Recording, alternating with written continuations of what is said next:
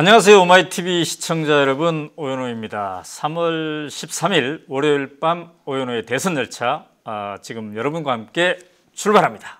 네, 자, 촛불 시민들이 승리했습니다. 범죄자 대통령을 파면시켰습니다. 그러나 박근혜 전 대통령은 헌재 파면 선고에 승복하지 않고 있습니다. 그는 삼성동 사저로 들어가면서 시간이 걸리겠지만 진실은 반드시 밝혀진다고 했습니다. 진실을 밝힌다는 것, 그것이야말로 촛불의 명령입니다. 검찰은 좌고우면하지 말고 하루빨리 박근혜 전 대통령을 수사해서 진실의 전모를 드러내야 할 것입니다.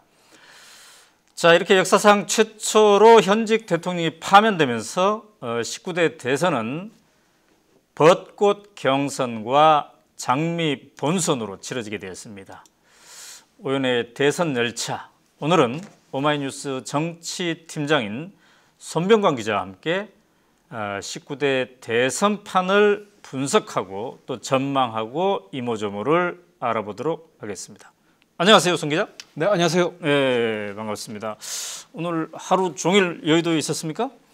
그렇습니다. 네, 오늘 그동안 이제 여의도에서 취재한 소식을 우리 오마이TV 시청자들과 이모저모 잘 나눠보도록 하겠습니다.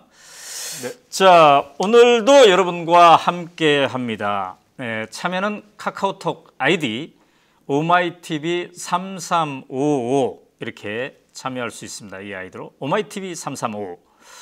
이제 뭐 전부터 계속 시청했던 분들은 매우 익숙한 아이디죠.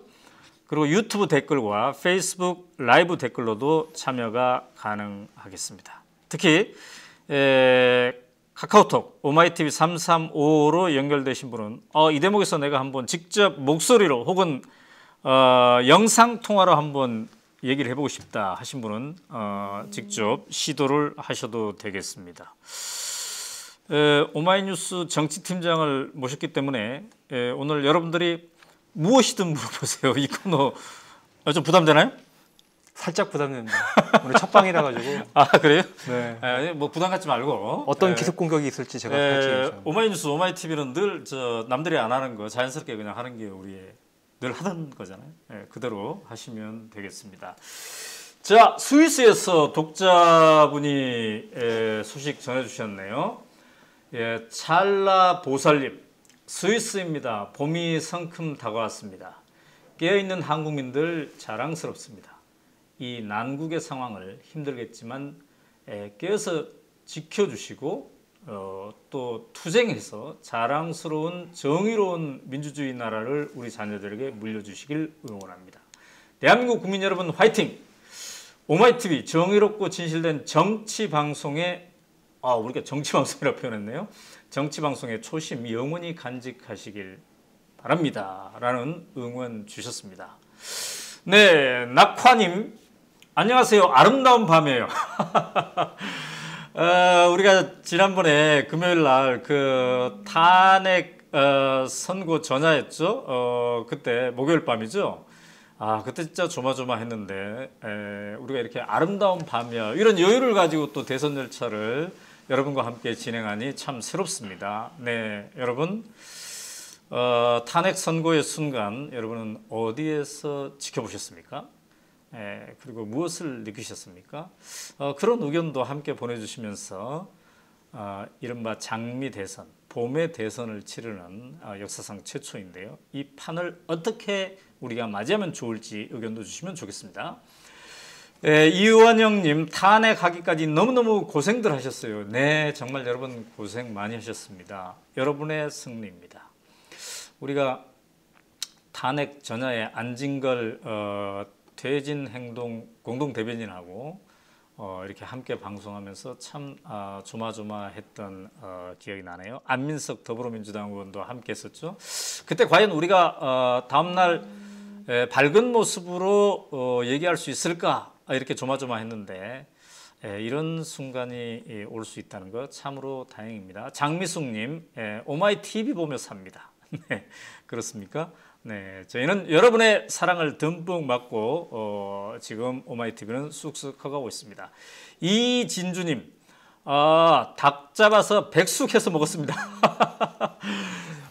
저도 그 탄핵 선고 바로 그날 우리 직원들과 닭백숙 먹었네요. 우리는 직접 잡지 않고 닭백숙을 잘하는 집이 상암동에서 한 10분 거리에 있습니다. 예, 거기에 가서 갔더니 그 종업원이 오늘은 아주 기쁜 날이라면서 음료수를 서비스로 주더군요. 네, 정말 기가 막혔습니다. 맛이. 유진아님 어제 치킨 시켜 먹었어요. 네, 조성환님 오마이뉴스 정치팀장에게 돌직구 질문들 기대됩니다. 네, 여러분 우리 오마이뉴스 정치팀장 나왔으니까요. 오마이뉴스 정치팀을 한번 실험해 보시죠. 오늘 돌직구를 팡팡 던져주시기 바랍니다. 네, 원수님 JTBC와 오마이뉴스는 노벨 언론상 줍시다. 그렇군요. 제가 토요일 날 촛불 집회, 촛불 승리의 집회 갔더니 박원순 시장님을 인터뷰했어요. 거기에서 그랬더니 박원순 시장이 뭐라고 하셨냐면 촛불 시민들, 대한민국 촛불 시민들은 노벨상 위원회에서 노벨 평화상을 줄 만하다. 이렇게 얘기를 하시더군요. 자, 여러분 언제든지 함께 참여할 수 있으니까요. 댓글로. 김별님은 어제 옷 삼계탕 먹었다고 하네요. 옷 삼계탕. 옷이 삼계탕에 들어가면 뭐가 좋을까요? 근데 분명한 것은 좀 가격이 1,000원, 2,000원 더 비싸더군요. 주일하게 제가 물어본다 해놓고 이걸 못 물어봤네요. 옷이 들어가면 1,000원, 2,000원어치의 값어치가 과연 되는 걸까요? 성난 민심님, 탄핵 인용 순간 사무실이 떠나갈 듯 환호성, 감동의 순간을 잊을 수가 없습니다. 오마이뉴스 편집국도 그랬습니다. 갑자기 환호성이 나서 바로 이거구나 이런 생각이 우리가 들었죠. 네. 자, 손병환 기자. 네. 이제 우리가 이렇게 참여형으로 시청자들과 함께 할 텐데요. 우리 대선 열차에 늘 참여하시는 분이 짱돌님이라고 있어요. 짱돌님. 이분이 오프닝을 함께 해주시는데, 네, 오늘은 시청자 특집으로 대선 열차 운행 시작. 이분은 벌써 컨셉을 다 알고 있어요. 네, 오늘이 24회입니다. 24회. 네. 짱돌님은 저는 박 전 대통령 청와대에서 자택까지 가는 모습을 오마이TV를 통해 생생히 보았습니다. 네, 우리가 또 그 장면도 함께 했죠. 캐더리님, 이분 캐나다에 있는 분인가 그런데 안녕하세요 오마이뉴스 이제 한 곱이 넘었습니다. 네, 맞습니다. 이제서야 전반전 끝났어요. 전반전. 이제 후반전이 기다리고 있습니다. 시간이 지나면 진실은 밝혀진다라고 말하는 박근혜와 그녀의 아버지 독재자가 저지른 범죄 그 진실이 밝혀질 겁니다. 빨리 체포 조사합시다. 네.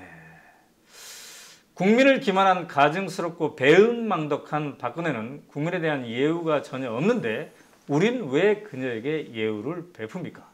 검찰은 빨리빨리를 일상화하는 국민들에게는 이럴 땐 느릿해져서 너무 답답합니다. 제2의 이탈리아가 되기 전에, 부패공화국 이탈리아가 되기 전에 더 이상 기회를 놓치지 맙시다. 네, 이러한 간절한 소망을 보내주셨네요. 유튜브에 써니 황님은 참언론 오마이뉴스 감사합니다. 그러나 하느라 마음 졸였지만 정말 탄핵되어 다행입니다. 이정미 재판관이 전반에 몇 가지 소추안에 대해서 그러나 했었죠. 네. 이은주님, 전 축제 폭죽 터트리다 새 옷에 폭죽방이 2배나 났어요. 가보로 물려줄 겁니다. 네, 그것도 기념이네요, 이은주 씨. 자, 오늘 이제 대선이 본격적으로 시작한 주라고 볼 수가 있겠습니다. 이제 여론조사들도 또 나오고 있죠? 네, 그렇습니다. 네. 이제 엊그저께 갤럽 여론조사가 나왔는데 우선 오늘은 SBS가 방금 전에 약 1시간 전에 여론조사를 발표했죠. 그렇습니다. 네. 야, 이게 어떻게 되나? 우리 자료 화면이 과연 준비가 됐나 모르겠는데. 자, 문재인 후보가 이제 여전히 선두를 달리겠지만 자, 여기 나왔네요. 화면에. 네. 화면을 보고 얘기해 주시죠. 예, 문재인 후보가 31.1%, 안희정 후보가 15.1%, 이재명 네. 10.4, 황교안 9.6, 안철수 9.5. 네. 이렇게 보통 여론조사가 탄핵 전에도 1강 4중이었는데 네. 이 탄핵 이후에 좀 많은 변화가 있을 것이다 그런 얘기들을 정치권에서 많이 했었거든요. 네. 특히 이제 좀 언더독으로 이제 문재인 후보를 추격한 주자 쪽에서 얘기를 했었는데 네. 보시다시피 이제 지금 이제 오늘 이 조사를 기점으로 해가지고 좀 이후에도 조사들이 나오겠지만은 네. 큰 어떤 변화가 감지되는 것 같지는 않습니다. 약간 좀 뭐 수치상으로는 이제 문 대표가 좀 30% 중반에서 약간 떨어진 걸로 이번 조사에서 나오는데 네. 다른 조사에서도 일단은 30% 이상은 좀 유지를 하지 않을까 그런 생각이 드네요. 자, 다시 한번 표를 보여주실래요? 예, 자, 일단은 문재인 후보가 이제 어떤 뭐 조선일보 조사나 이런 거는 29%도 있었어요. 네. 그런데 이제 31%. 안희정 후보가 15.1%. 이게 이제 조정기를 거치고 있다는 생각이 들고요. 이재명 후보가 근데 황교안 안철수 후보보다 높게 나온 게 좀 이채롭군요. 예, 뭐 좀 일단은 그런 효과, 컨벤션 효과라고 해야 되나요? 네. 그러니까 민주당에 있는 주요 주자 빅3의 어떤 행보 같은 것들을 네. 좀 아무래도 언론 같은 경우도 한 당에 있는 주자들의 어떤 경쟁 같은 거를 네. 좀 모아가지고 보여주는 것들이 좀 취재하기도 좀 용이하고 그런 부분이 있어가지고 네. 아무래도 민주당에 대한 좀 취재 비중이 많이 높아지고 있고 한편으로는 뭐 나중에 좀 설명드리겠지만 국민의당 같은 경우는 지금 안철수, 손학규, 천정배 이렇게 세 후보가 있는데 네. 실제적으로 이 주자들의 어떤 변별력 있는 어떤 정책 대결이라든가 이런 것보다는 현재 좀 경선 룰이라든가 일정 때문에 약간 좀 시비가 붙어 있는 부분이 있습니다. 그렇죠. 그런 부분에서 좀 주목을 좀 덜 받는 것 같고요.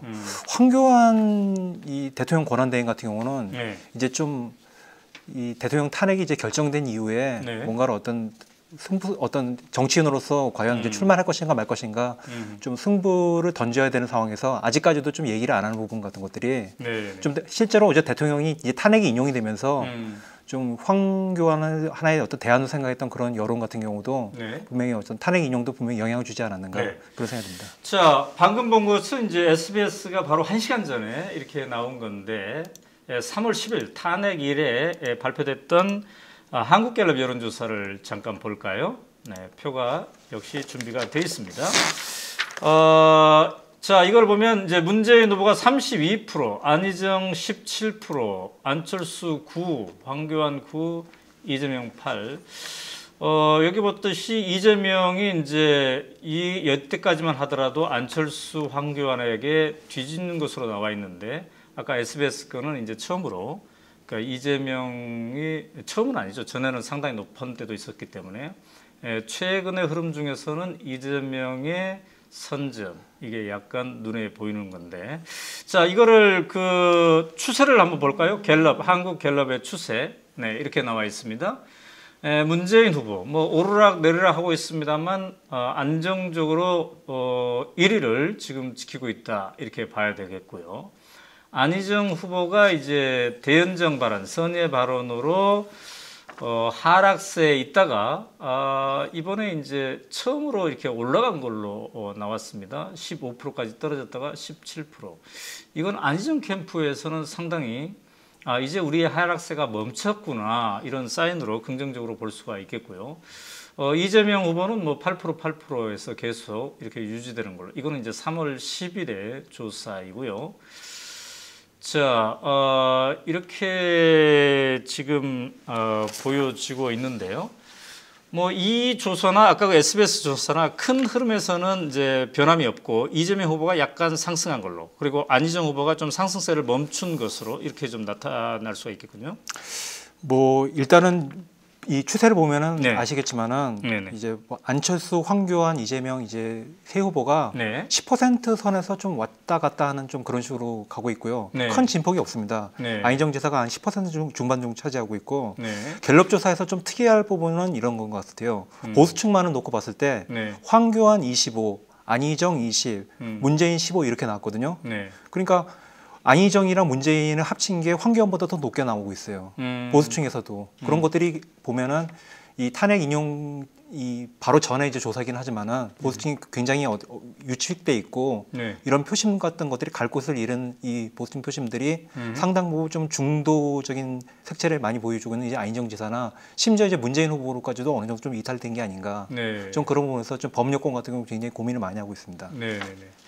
자, 윤정수님이 유튜브 댓글에 하루빨리 박근혜 대통령을 구속 수사합니다.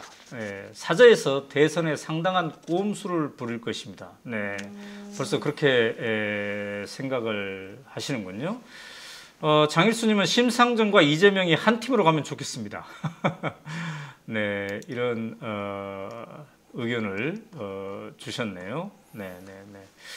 자, 이제 우리가 경선의 이모저모를 한번 봐야 될 텐데요. 우선 큰 일정을 보면 지금 이제 각 당이 후보, 경선 후보를 이제 서서히 정해 갈 텐데 정의당이 가장 먼저 이제 확정을 했고요. 네. 후보를 확정을 했고 바른정당은 3월 28일까지 한다고 돼 있네요. 네. 자유한국당이 31일, 그다음에 민주당은 4월 3일, 국민의당은 아직 안 정해졌네요. 4월 2일부터 9일까지 이렇게 돼 있는데 어쨌든 저 국민의당이 4월 5일입니다. 아 정해졌군요. 예, 예. 정해졌네요. 근데 그것도 좀 말씀드려야 되는 게 네. 지금 좀 진통이 있습니다. 아 그렇군요. 그럼 예. 이따가 국민의당 얘기할 때 네. 그거 좀 자세하게 얘기를 해보고요. 지금 이제 우선 민주당 얘기부터 해봐야 될 텐데 민주당의 선거인당 모집 상황이 상당히 뜨겁게 계속 유지가 되고 있죠. 일단 민주당 같은 경우는 이제 탄핵 전에 1차로 이제 좀 모집을 했는데 네. 그때 이미 한 163만 명 정도가 들어왔어요. 네. 근데 막상 이제 어제부터 이제 모집을 해놓은 게 지금 오늘 현재 이제 170만이 좀 넘었다고 얘기를 하거든요. 170만이 넘었군요. 결국. 예, 앞으로 한 8일이 남았는데 이 추세로 계산을 하면은 이제 당선관위에서 이제 한 220만은 넘을 것이다 이렇게 얘기했는데 네. 그 정도 수치가 나올 거라고 보입니다. 참고로 10년 전에 네. 이제 민주당의 전신인 대통합민주신당에서 이 선거인단을 모집했는데 그때 193만 명이 모집이 됐다고 그래요. 네. 예, 굉장히 좀 과열 경선이 있었는데 네. 당시에 좀 어떤 허수가 너무 많다는 그런 얘기도 있었거든요. 네. 그런데 이번 같은 경우는 굉장히 좀 민주당이 지지율도 굉장히 높은 편이고 40%대 고공행진을 하고 있기 때문에 네. 좀 그런 것들이 좀 실질적인 어떤 열기로 좀 모아진 게 아닌가 그런 생각이 듭니다. 네. 자, 이렇게 이제 경선에 참여하려는 선거인단이 굉장히 많이 지금 참여하고 있는데요. 우리 오마이TV 시청자 여러분도 처음에 경선 막 처음에 했을 때 선거인단 모집했을 때 나는 120번이나 전화를 걸었는데 등록을 못했다 하신 분 있었어요. 그분 나중에 이제 등록했다는 얘기를 들었는데 여러분도 아마 시청자 중에서도 등록하신 분 굉장히 많을 듯합니다. 자, 기대가 되는데 이렇게 이제 200만이 넘을 경우에 문재인, 안희정, 이재명 후보 중에 누가 더 유리하다 뭐 이런 분석은 있습니까? 그러니까 선거인단 수가 점점 많아지면 누가 더 유리할 것이다 이런 얘기가 가능할까요? 뭐 사실 이게 완전 국민 경선제로 해가지고 네. 지금 누구나 좀 신분을 증명할 수 있으면 이제 이 선거권은 이제 투표권을 행사를 할 수 있다고 이렇게 얘기를 하는데 네. 저는 좀 뭐라고 해야 되나 이제 여론조사를 하면서 제일 좀 주목하는 게 이제 민주당 실제로 지지층들 네. 그 사람들이 얼마나 이제 지지를 하는가 그게 제일 좀 근사치로 나오지 않겠는가 저는 솔직히 좀 조심스럽게 그렇게 예측을 하고 있어요. 네. 왜냐하면 이제 실제로 보면은 역선택이라든가 이런 거를 생각하는 이제 매니아들도 많이 있는데 네. 그런 분들 같은 경우가 이제 실제적인 어떤 당원이라든가 내가 정말 민주당 통해서 정권 교체를 해야겠다는 이런 분들보다는 그게 많을 수가 없는 것들이거든요. 네. 근데 실제로 이제 그런 민주당 지지층만을 놓고 보면은 문재인 후보가 한 60% 정도 나오는데 네. 그거보다는 좀 더 밑으로 떨어질 거라는 생각이 들지만은 네. 다른 어떤 2위 주자들과의 어떤 현격한 차이 같은 것들이 있어가지고 좀 네. 그런 추세 같은 것들을 뒤집기가 현재로서는 좀 쉽지 않지 않을까 그런 네. 생각을 합니다. 그러니까 민주당 지지자들만을 상대로 당신은 누구를 지지하냐라고 물어봤을 때 문재인 후보가 거의 60% 정도 된다는 거죠. 그렇습니다. 네. 그럼 2위는 누구로 나오고 있습니까? 2위는 안희정 지사가 나오는데 한 네. 15에서 한 20% 정도. 3위는 그 이재명. 다음이 이재명 어느 이재명 정도 시장. 나옵니까? 이재명 시장이 한 15%. 그럼 결국 안희정과 이재명 사이는 별 차이가 없네요. 그렇기 때문에 지금 이제 여론조사에서도 그렇지만 굉장히 어떤 2위 경쟁이 네. 뜨거워질 거라고 우리 생각하고 네. 상대적으로 좀 이재명 시장 같은 경우도 네. 지지층 같은 경우 로열티가 굉장히 좀 충실한 걸로 이렇게 나옵니다. 네. 예, 그렇게 수치가 높지는 않지만은 지지층이 이제 쉽게 바뀌지 않을 거라는 거죠. 그래서 이재명 후보 쪽에서는 가장 첫 번째 경선이 치러지는 호남에서 승기를 잡겠다.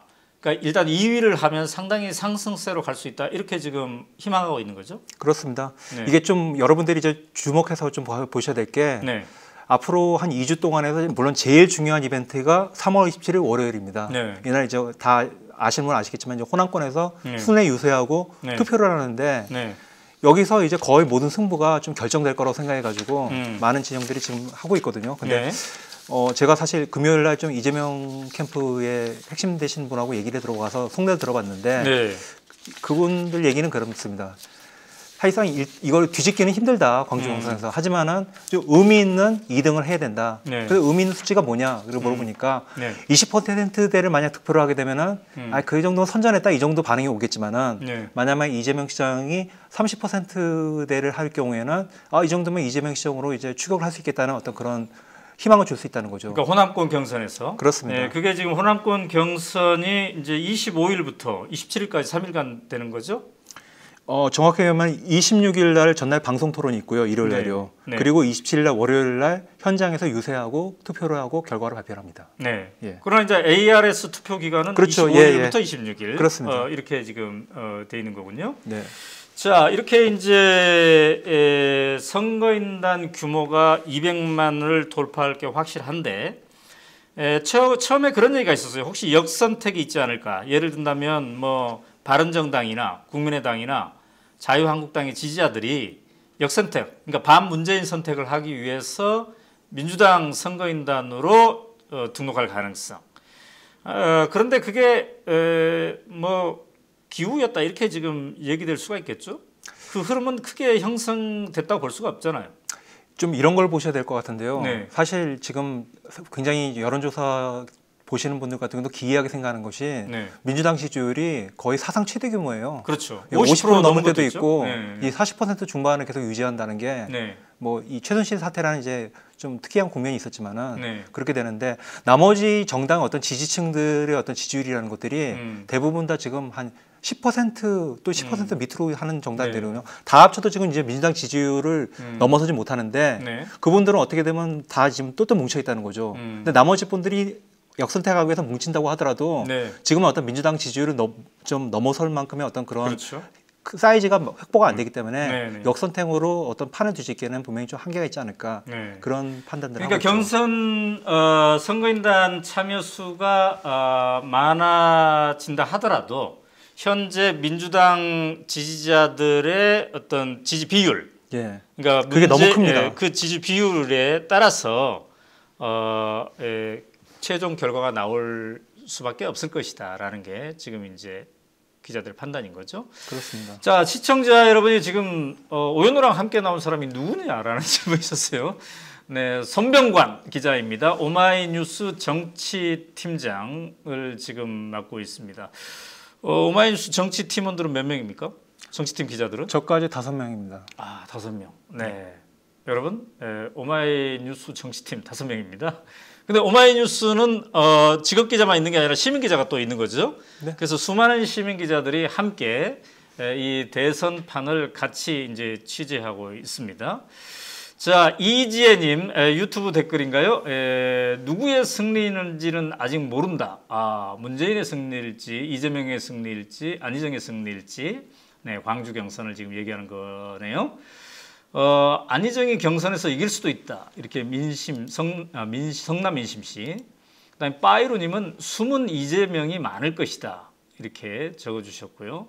이원영님은 저는 광주 사는데 안철수 지지에서 문재인 지지로 바꾼 사람이 대다수입니다. 아하, 이렇게 얘기를 하군요. 네. 빠이로님이 잘생겼다고 했는데 잘생겼다는 게 손병관 기자를 잘생겼다고 한 건가요? 네. 뭐 어쨌든 감사합니다. 네. YM 리님 시민 기자들 있네요. 그렇습니다. 오마이뉴스는 모든 시민은 기자다. 이게 모토이기 때문에 여러분들도 이 대선판에 나도 한번 시민 기자로서 오마이뉴스의 직업 기자와 환상적 콤비가 돼서 한번 취재해보고 싶다 하면은 함께 하셔도 좋겠습니다.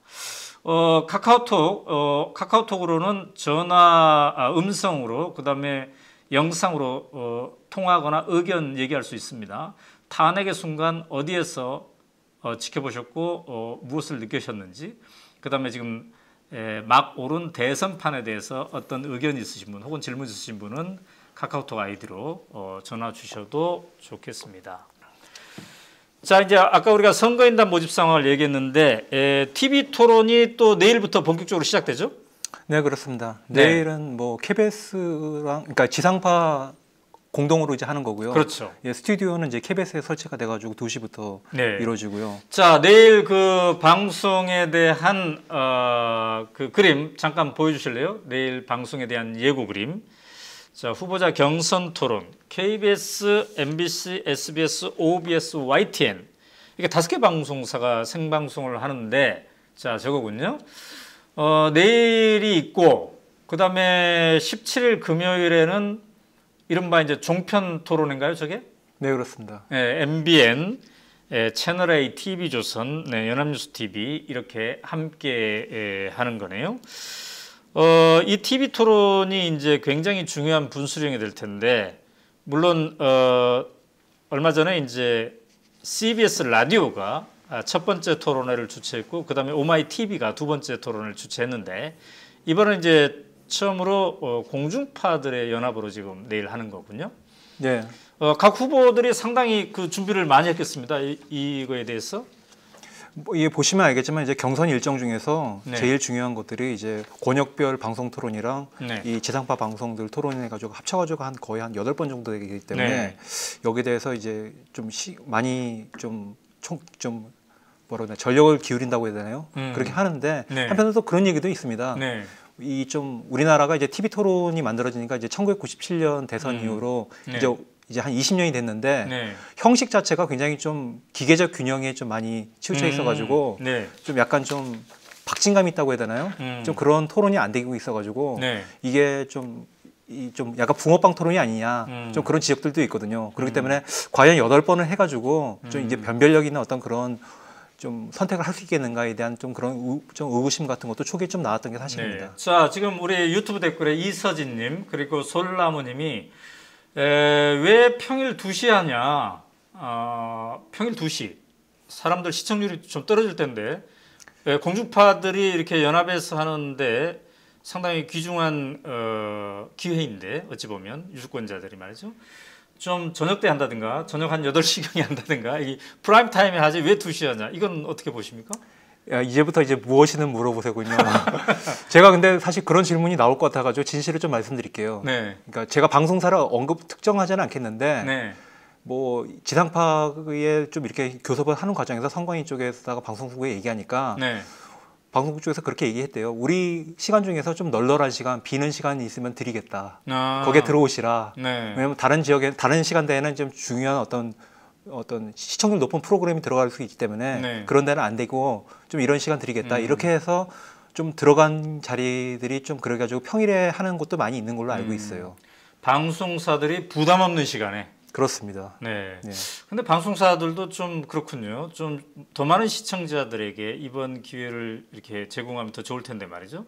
근데 그 프라임 타임에는 이제 또 광고주들과 또 미리 선약된 그런 프로그램이 있어서 부담이 방송사 쪽엔 된다는 얘기겠네요. 아무래도 뭐 좀 예능이라든가 드라마라든가 이런 거 좀 시청률이 많이 나온 프로그램 위주로 이제 좀 상업적으로 생각하기 때문에 네. 좀 아무래도 좀 그런 식으로 들어가는 게 좀 어려워가지고 좀 많이 시간 밀리는 부분이 있지 않은가. 이건 뭐 정치인이 정말로 토론을 재밌게 해가지고 시청률을 올리면은 네. 자연스럽게 프라임 타임이 들어가고 그러는 거겠죠. 네. 자, 헐 2시에 누가 보나 이렇게 라고님이 이 얘기를 하셨고요.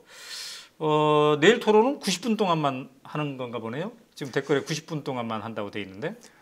그것도 뭐 저도 정확히는 네. 얘기할 수 없겠지만 아마 방송국 사정이 뭐 좀 연관이 되지 않을까 그런 생각도 합니다. 90분이면 우리가 오마이 TV가 할 때는 120분간 했거든요. 네. 좀 이제 줄어든 건데. 네. 장일수님, 자유토론도 아니고 발표회 같은 토론회는 이제 그만해요. 사실 이 발표회 같은 토론회라는 얘기가 나왔는데, 네, 파이로님은 차라리 점심시간에 하면 더 좋지 않았을까 하는 생각을 주셨네요. 네. 솔라무님, 국민이 개돼지인가인 줄 아나? 정치권이 아직 멀었구나. 네, 네. 자, 보통 이제 TV 토론이 잡혀진 날, 특히 내일은 공중파 토론이 잡혀졌기 때문에 전날 이제 스케줄이 별로 없더군요. 아마 그 사전 공부를 한다는 의미겠죠? 예, 뭐 아무래도 이제 TV 토론이 좀 이게 개별적으로 이제 어떤 시장을 돌아다닌다든가 현장을 가다든가 이런 것들이 네. 그림을 이제 보여주지만은 실제로 어떤 시청자들이라든가 이런 사람들이 잠시 잠깐 뉴스 속게 되거나 기사로 확인 좀 할 수 있는 그 정도거든요. 그런 거에 비해서는 이제 좀 불특정 다수의 이제 시청자들에게 네. 노출이 되는 기회이기 때문에 네. 좀 그날 같은 경우 보통 일정을 많이 비우고 여기에 대해서 좀 공부를 하시는 분들이 후보들이 많은 걸로 알고 있어요. 네. 네. 아무래도 이 TV 토론 같은 경우에 이제 1위를 달리고 있는 쪽에서는 어떻게 하면 그 유지를 할 것인가, 이제 뒤쫓는 입장에서는 어떻게 하면 좀 역전의 발판을 만들 것인가, 이거일 텐데요. 누가 더 부담이 될까요? 물론 이제 답은 나와 있습니다. 제일 부담이 없는 사람은 최성 후보더군요. 네. 최성 후보가 부담이 없기 때문에 제일 표정이 좋더라고요. 네, 자연스럽고. 근데 새 후보는 뭔가 이제 긴장이 좀 된 그런 상태에서 토론할 수밖에 없는데 어떻습니까? 정치부 기자들이 지켜볼 때는 토론회 하면은 이재명, 안희정, 문재인 중에 누가 제일 편안해 보이던가요? 지금까지 보면? 편안해 보인다보다는 저는 사실 뭐 굉장히 정치적인 답변이 될지 모르겠는데 세 분 다 네. 토론의 기본기는 굉장히 다져진 분들이라고 생각을 하고 있어요. 그렇기 때문에 오히려 이런 것도 변별력을 찾기 힘든데 네. 어쨌든 좀 제일 좀 급한 부분은 이제 이재명 시장 같은 경우가 빨리 좀 2위를 치고 1위로 올라가야 되기 때문에 네. 지난번 토론회도 초반부에 보셨으면 알겠지만 이제 주도권 토론에서 굉장히 저돌적으로 가셨잖아요. 좀 짧게 답변하라고 다그치기도 하셨고 네. 좀 그런 부분에서 이제 이 시장 같은 경우가 다음에도 좀 그렇게 나오지 않겠는가 좀 그런 예상하고 있고 실제로 문재인 전 대표 측에서도 이 시장을 굉장히 많이 좀 경계한다고 해야 되나요? 네. 좀 뭔가 주의를 해야 되나 그런 얘기 대책에 대한 얘기를 하고 있더군요. 자, 유튜브 댓글에 이성님은 180분 정도 해야 되지 않을까 이런 얘기인데요. 180분이면 이제 3시간 인데 말이죠. 사실 충분히 하려면 그 정도 해도 모자라죠, 어찌 보면은. 네. 근데 영화도 한 3시간 보면은 많이 좀 지겹기도 하고 그러는데 좀 적정 시간이 있지 않을까? 제가 얘기한 건 토론 많이 할 수는 있게 좋겠지만 네. 연속으로 하는 거는 좀 적절한 좀 시간이 있는 것 같습니다. 네. 예. 다른 나라의 TV 토론 시간은 어떻습니까?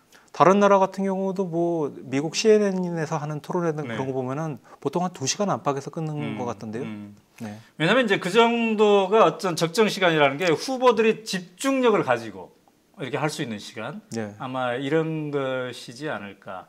그다음에 이게 또 이제 한 번에 TV 토론으로 끝난 게 아니라 전체적으로 보면 앞으로 8번이 남아 있거든요. 그래서 어찌 보면 이제 이게 또 3차전이죠, 3차전. 4차전, 5차전 계속 이게 이어진다고 보면은 좋겠습니다. 네. 자, 우리 지금 독자 여러분들이 자꾸 이 질문을 하는데요. 좋습니다. 이걸 지금 기대한 겁니다. 과연 손명관 정치팀장이 답을 할 수 있을지. 이지혜님, 근데 질문이 정해져 있다면서요? 이런 얘기를 했네요. 공통 질문 같은 건 정해져 있죠. 미리 사전 협의를 해가지고 네. 이런 것 같은 경우는 좀 빼기가 힘듭니다. 전날일 같은 경우도. 네. 실제로 오마이TV 토론에도 그런 일이 있었습니다. 그렇죠. 이제 공통 토론은 이제 주최 측이 미리 정했어. 이거는 주최 측이 정한 겁니까? 그 민주당 선관위랑 이렇게 상의해서 정하는 겁니까? 예를 들면 내일 같은 경우에 KBS, MBC, SBS 이런 공중파들이 스스로 공통 질문을 정하는 겁니까? 아니면 민주당 선관위랑 사전 협의를 통해서 정하는 겁니까? 아마 이제 주관사가 있긴 있을 건데요. 네. 좀 내일 같은 경우는 좀 그런 것보다는 이제 당 선관위와 네. 각 주자들의 어떤 의지가 네. 좀 중요한 것 같아요. 예. 그러니까 이게 이제 정해져 있다 보니까 솔라무님 표현대로 토론이 대본 보고 하는 게 토론인가 과연 이런 질문이 있을 수가 있어요. 네. 그 제가 그래서 말씀드렸지 않습니까? 20년 이제 TV 토론을 하는데 네. 굉장히 20년 동안 TV 토론의 틀이 정형화되고 이게 네. 깨지지 않았거든요. 네. 그러면서 저도 사실 이 오마이TV 토론을 끝나고 나서 다른 캠프분들 얘기 들어봤는데 네. 좀 2, 3위 주자 같은 경우 그런 얘기 하세요. 이렇게 하지 말고 자, 이꿈님이 미국 같이 해야 함. 미국은 어떻게 하길래 미국 같이 해야 함. 지금 미국에서 계셔봤잖아요. 미국은 아니고 캐나다에 좀 오래 있어봤습니다. 예, 캐나다에서 미국 방송 많이 봤을 거 아니에요? 네, 많이 봤죠. 미국은 어떻게 하길래 미국 같이 하면 좋겠다고 그러죠? 미국 같은 경우는 좀 일단 양당제이기 때문에 네. 민주당, 공화당 양 후보가 직접 격돌을 해가지고 네. 또 좀 사회자가 이제 많이 개입을 안 합니다. 거의 개입을 안 하더군요. 제가 봤을 때. 그래가지고 막 설전을 하고 어떻게 보면 좀 막말 비슷한 그런 상황도 나오고 굉장히 좀 박진감 있는 그런 부분이 있는데 네. 우리 같은 경우는 지금 하나의 주제를 가지고 토론을 하는 것도 굉장히 힘들잖아요. 네. 예, 그런 부분에 대한 아쉬움이 있죠. 자, 이로님, 시간도 문제지만 사전 질문 주는 게 더 문제 아닌가요? 이성범님, 질문이 정해져 있고 대본 보고 읽으면 이건 뭔가 큰 문제다. 네.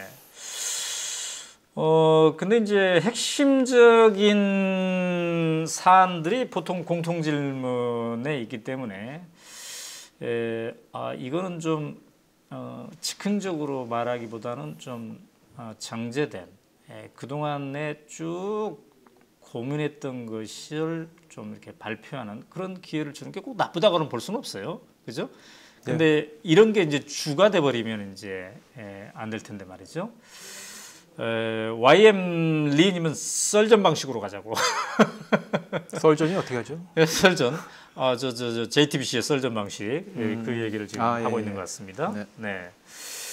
자, 이렇게 TV 토론이 이제 이번에 2차례나 있기 때문에 이게 상당히 중요한 변수가 될 수 있는데 TV 토론을 통해서 여론 지지도가 이렇게 출렁거릴 수 있다고 보세요? 충분히?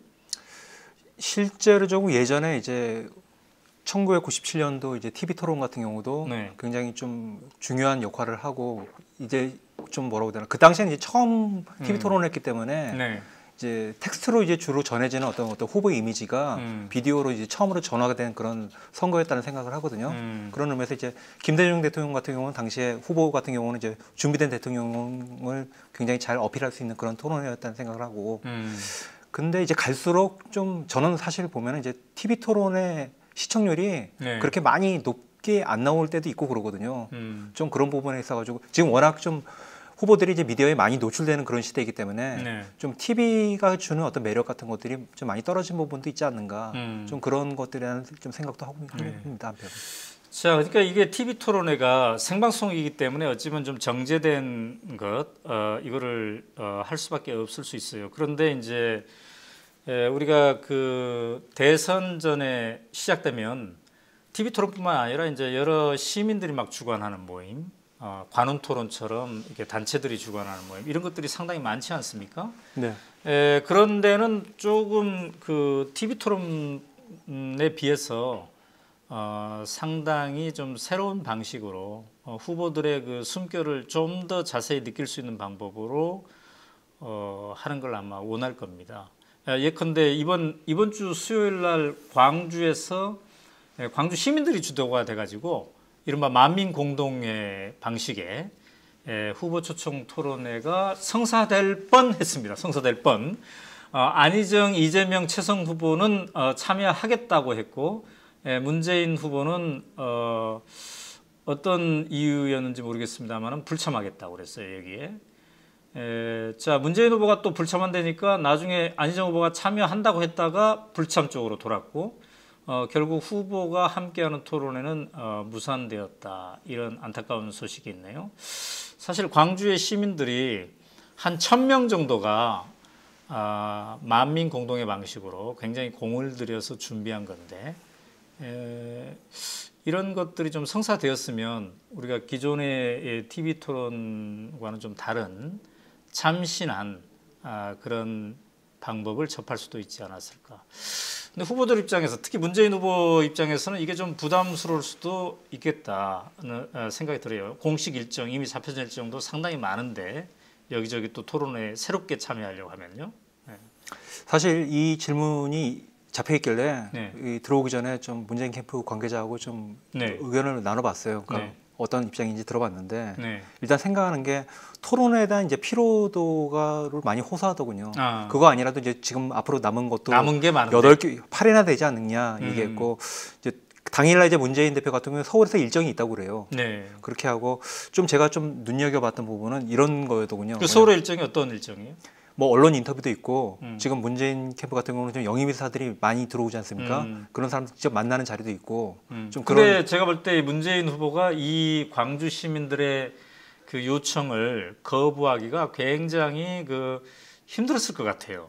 예. 왜냐하면 전에 이제 호남의 중요성을 늘 강조했고 총선 전에는 호남이 지지하지 않으면 정계 은퇴할 수도 있다 이렇게 표현했나요? 뭐 그런 방식의 네. 그런 식의 이 표현까지 하면서 호남의 중요성을 얘기를 했는데 정작 그 호남의 핵심이라고 볼 수 있는 호남의 정치권이 아니라 광주의 시민 1000여 명이 모여서 당신들의 진심을 우리를 한번 보고 싶다. 이런 자리를 만들었는데 서울에 이미 다른 일정이 있어서 못 가겠습니다. 이런 답을 하기가 상당히 힘들었지 않았을까? 네. 이런 생각이 들어요. 그래서 이제 주목됩니다. 과연 그 수요일 밤, 그다음에 수요일 오후 서울에서 어떤 일정을 잡을까 문재인 캠프 쪽에서 말이죠. 네. 이제 광주 시민들의 그 요청 안희정, 이재명 후보는 참석하겠다고 그랬으니까 최선 후보까지 세 후보가 참석하겠다고 한 자리에 나는 안 가겠노라고 했으니까 그러면은 그 안 가는 대신에 일정이 이제 있지 않겠습니까?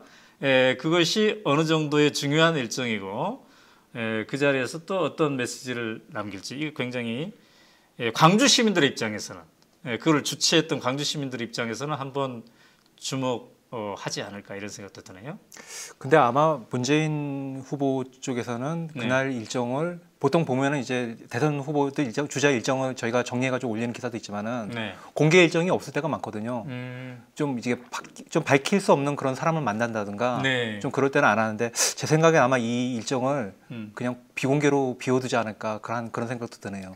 그렇군요. 네. 근데 어떤 일정을 공개했는데 별로 이거 중요하지 않은데 이것 때문에 광주에 못 온다고 했습니까? 이렇게 광주 시민들이 섭섭해할 수도 있기 때문에 그럴 수도 있겠다는 거예요. 제가 보기엔 아마 전략적으로 아마 그런 판단을 하지 않을까 그런 생각을 합니다. 이거 뭐 갑자기 질문이 나왔는데 지금 우리 순서는 아니지만 한번 질문해 볼까요? 알타이머님, 이재명 후보가 탈당하면 대선에 못 나가나요? 이재명 시장이요? 네. 그게 이번 왜 탈당하면이라는 전제를 달았는지 모르겠네요. 탈당하면 탈당할 듯해서 지금 이런 질문을 하신 건가요, 알타이머님? 네. 그게 내일 오전 이제 각 후보들 일정으로 네. 당 차원에서 이제 공명선거 선언식이 있거든요. 네. 근데 아마 이게 법적인 그런 걸 떠나가지고 실제로 이제 경선에 참여를 하면은 하지 못하는데 정치적으로도 아마 내일 이 선언식에 의무적으로 이제 오게 되는데 이것까지 다 해놓고 나가지고 탈당하시거나 그러기는 굉장히 정치적으로 힘드실 것 같아요. 그렇게 돼 있습니다 일정이요. 네. 그렇군요. 자, 레비테일님 토론 10시간 한번 박터지게 해봅시다. 10시간. 10시간 너무 힘들 거예요. 10시간이면. 레비테일님이 10시간 해보세요. 힘들 겁니다. 근데 이게 불가능한 것만은 아니고 또 촛불 시민들 보면은 막 10시간. 우리 지난번에 2008년 촛불이었던가요? 그때는 72시간 이렇게 함께 한 적도 있었는데 정의공정님 예능 못지않게 시청률 많이 나올 수 있게 토론회가 변해야 된다. 그렇군요. 이재님, 문재인 후보는 여론조사 1이라서 토론이 필요 없다고 생각하시는 걸까요?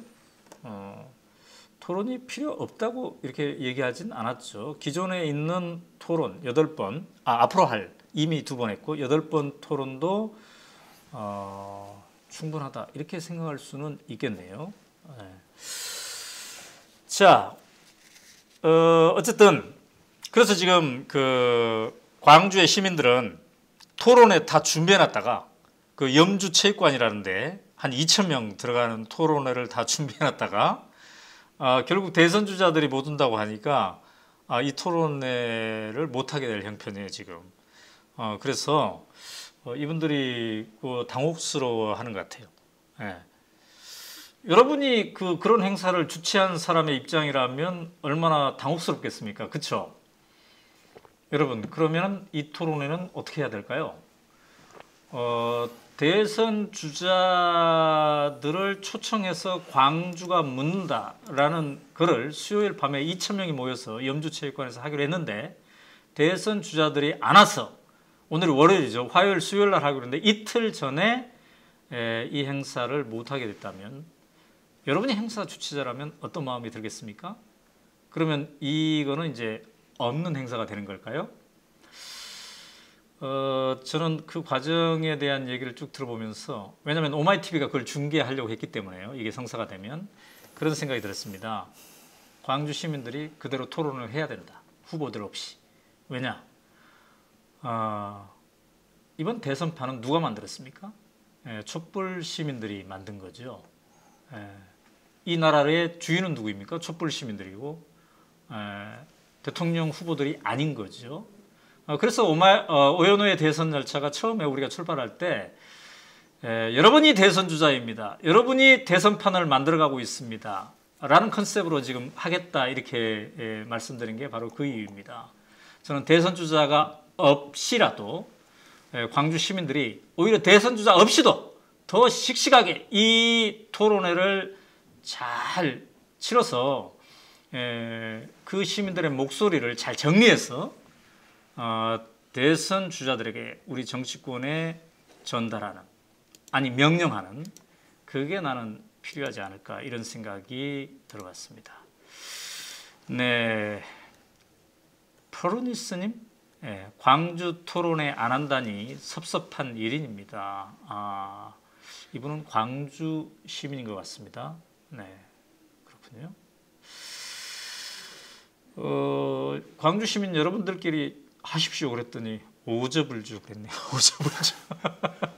여러분 뭔 말인지 아십니까? 오저불주 이렇게 얘기를 했습니다. 네. 풀이를 해주셔야죠. 응? 풀이를 해주셔야죠. 무슨 뜻인지. 오저불주. 저도 호남 출신인데 오저분다 이거 뭐라고 번역을 하려니까 무엇이든 물어보는 자리인데 사회자께서는 오저분다는 거는 짱짱하죠. 할만하죠. 참 괜찮죠. 이런 거예요. 그러니까 대선 주자 없이도 우리가 대선 주자다라고 하면은 맞습니다. 그 말 맞습니다. 괜찮을 겁니다. 쫄깃쫄깃 맛 날 겁니다. 뭐 이런 표현이지 않을까 이런 생각입니다. 이분 맞네요. 광주 사는 사람 맞네요. 네. 여자 행복트리님, 광주 시민인데 전혀 아닌데요. 뭐가 아니라는 겁니까? 제 해석이 아니라는 겁니까? 아니면 자 이렇게 저는 대선 주자들에 의해서 휘둘리는 국민이 아니라 여러분이 대선 주자 없이도 판을 막 만들어가고 그 판의 함성이 솔직히 촛불 집회에 대선 주자들이 늘 있었습니까? 네? 있을 때도 있고 없을 때도 있었죠. 정확하게. 아니 있을 때도 잠깐 있었죠. 30분, 1시간. 그러나 이 전 과정을 쭉 지켜가는 사람은 수백만의 촛불들이었고 그 촛불 명령이 탄핵을 만들어갖고 이 국면을 지금 만들어 온 거죠. 그죠? 네. 그래서 저는 앞으로 대선판이 생겼다 하더라도 너무 여러분들이 대선 주자의 후보들의 눈치 보지 말고 여러분들의 목소리를 당당하게 낼 수 있는 그런 게 되었으면 좋겠고요. 이 당당한 목소리를 대선 주자들이 겸허히 또 받아들여서 서로 잘 이렇게 하면 좋을 듯 합니다. 자, 그러면 문재인 캠프는 지금 이제 이걸 한번 해봅시다. 우리가 문재인 캠프가 지금 어떻게 돌아가는지. 문재인 후보가 지금 출마 선언을 아직 안 했어요. 그죠? 안 했습니다. 근데 우리는 이제 다 이미 출마 선언을 한 줄 알고 있는데 안 했군요, 아직. 네, 모르셨죠? 네, 이거 이제 언제 하는 겁니까, 그럼? 이거는 지금 예정으로는 이번 주말께 하지 않을까.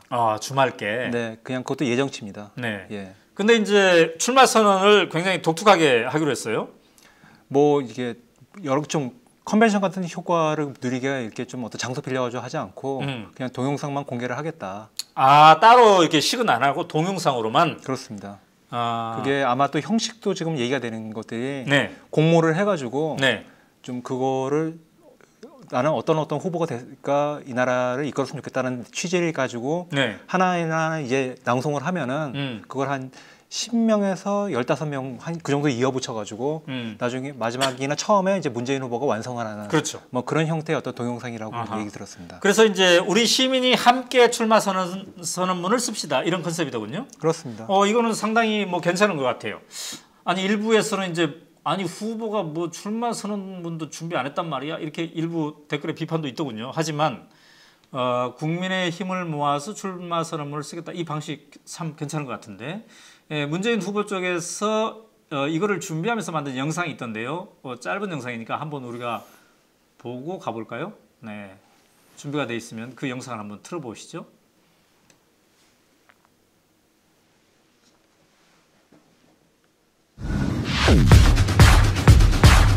최순실 일가의 대통령 되십니다.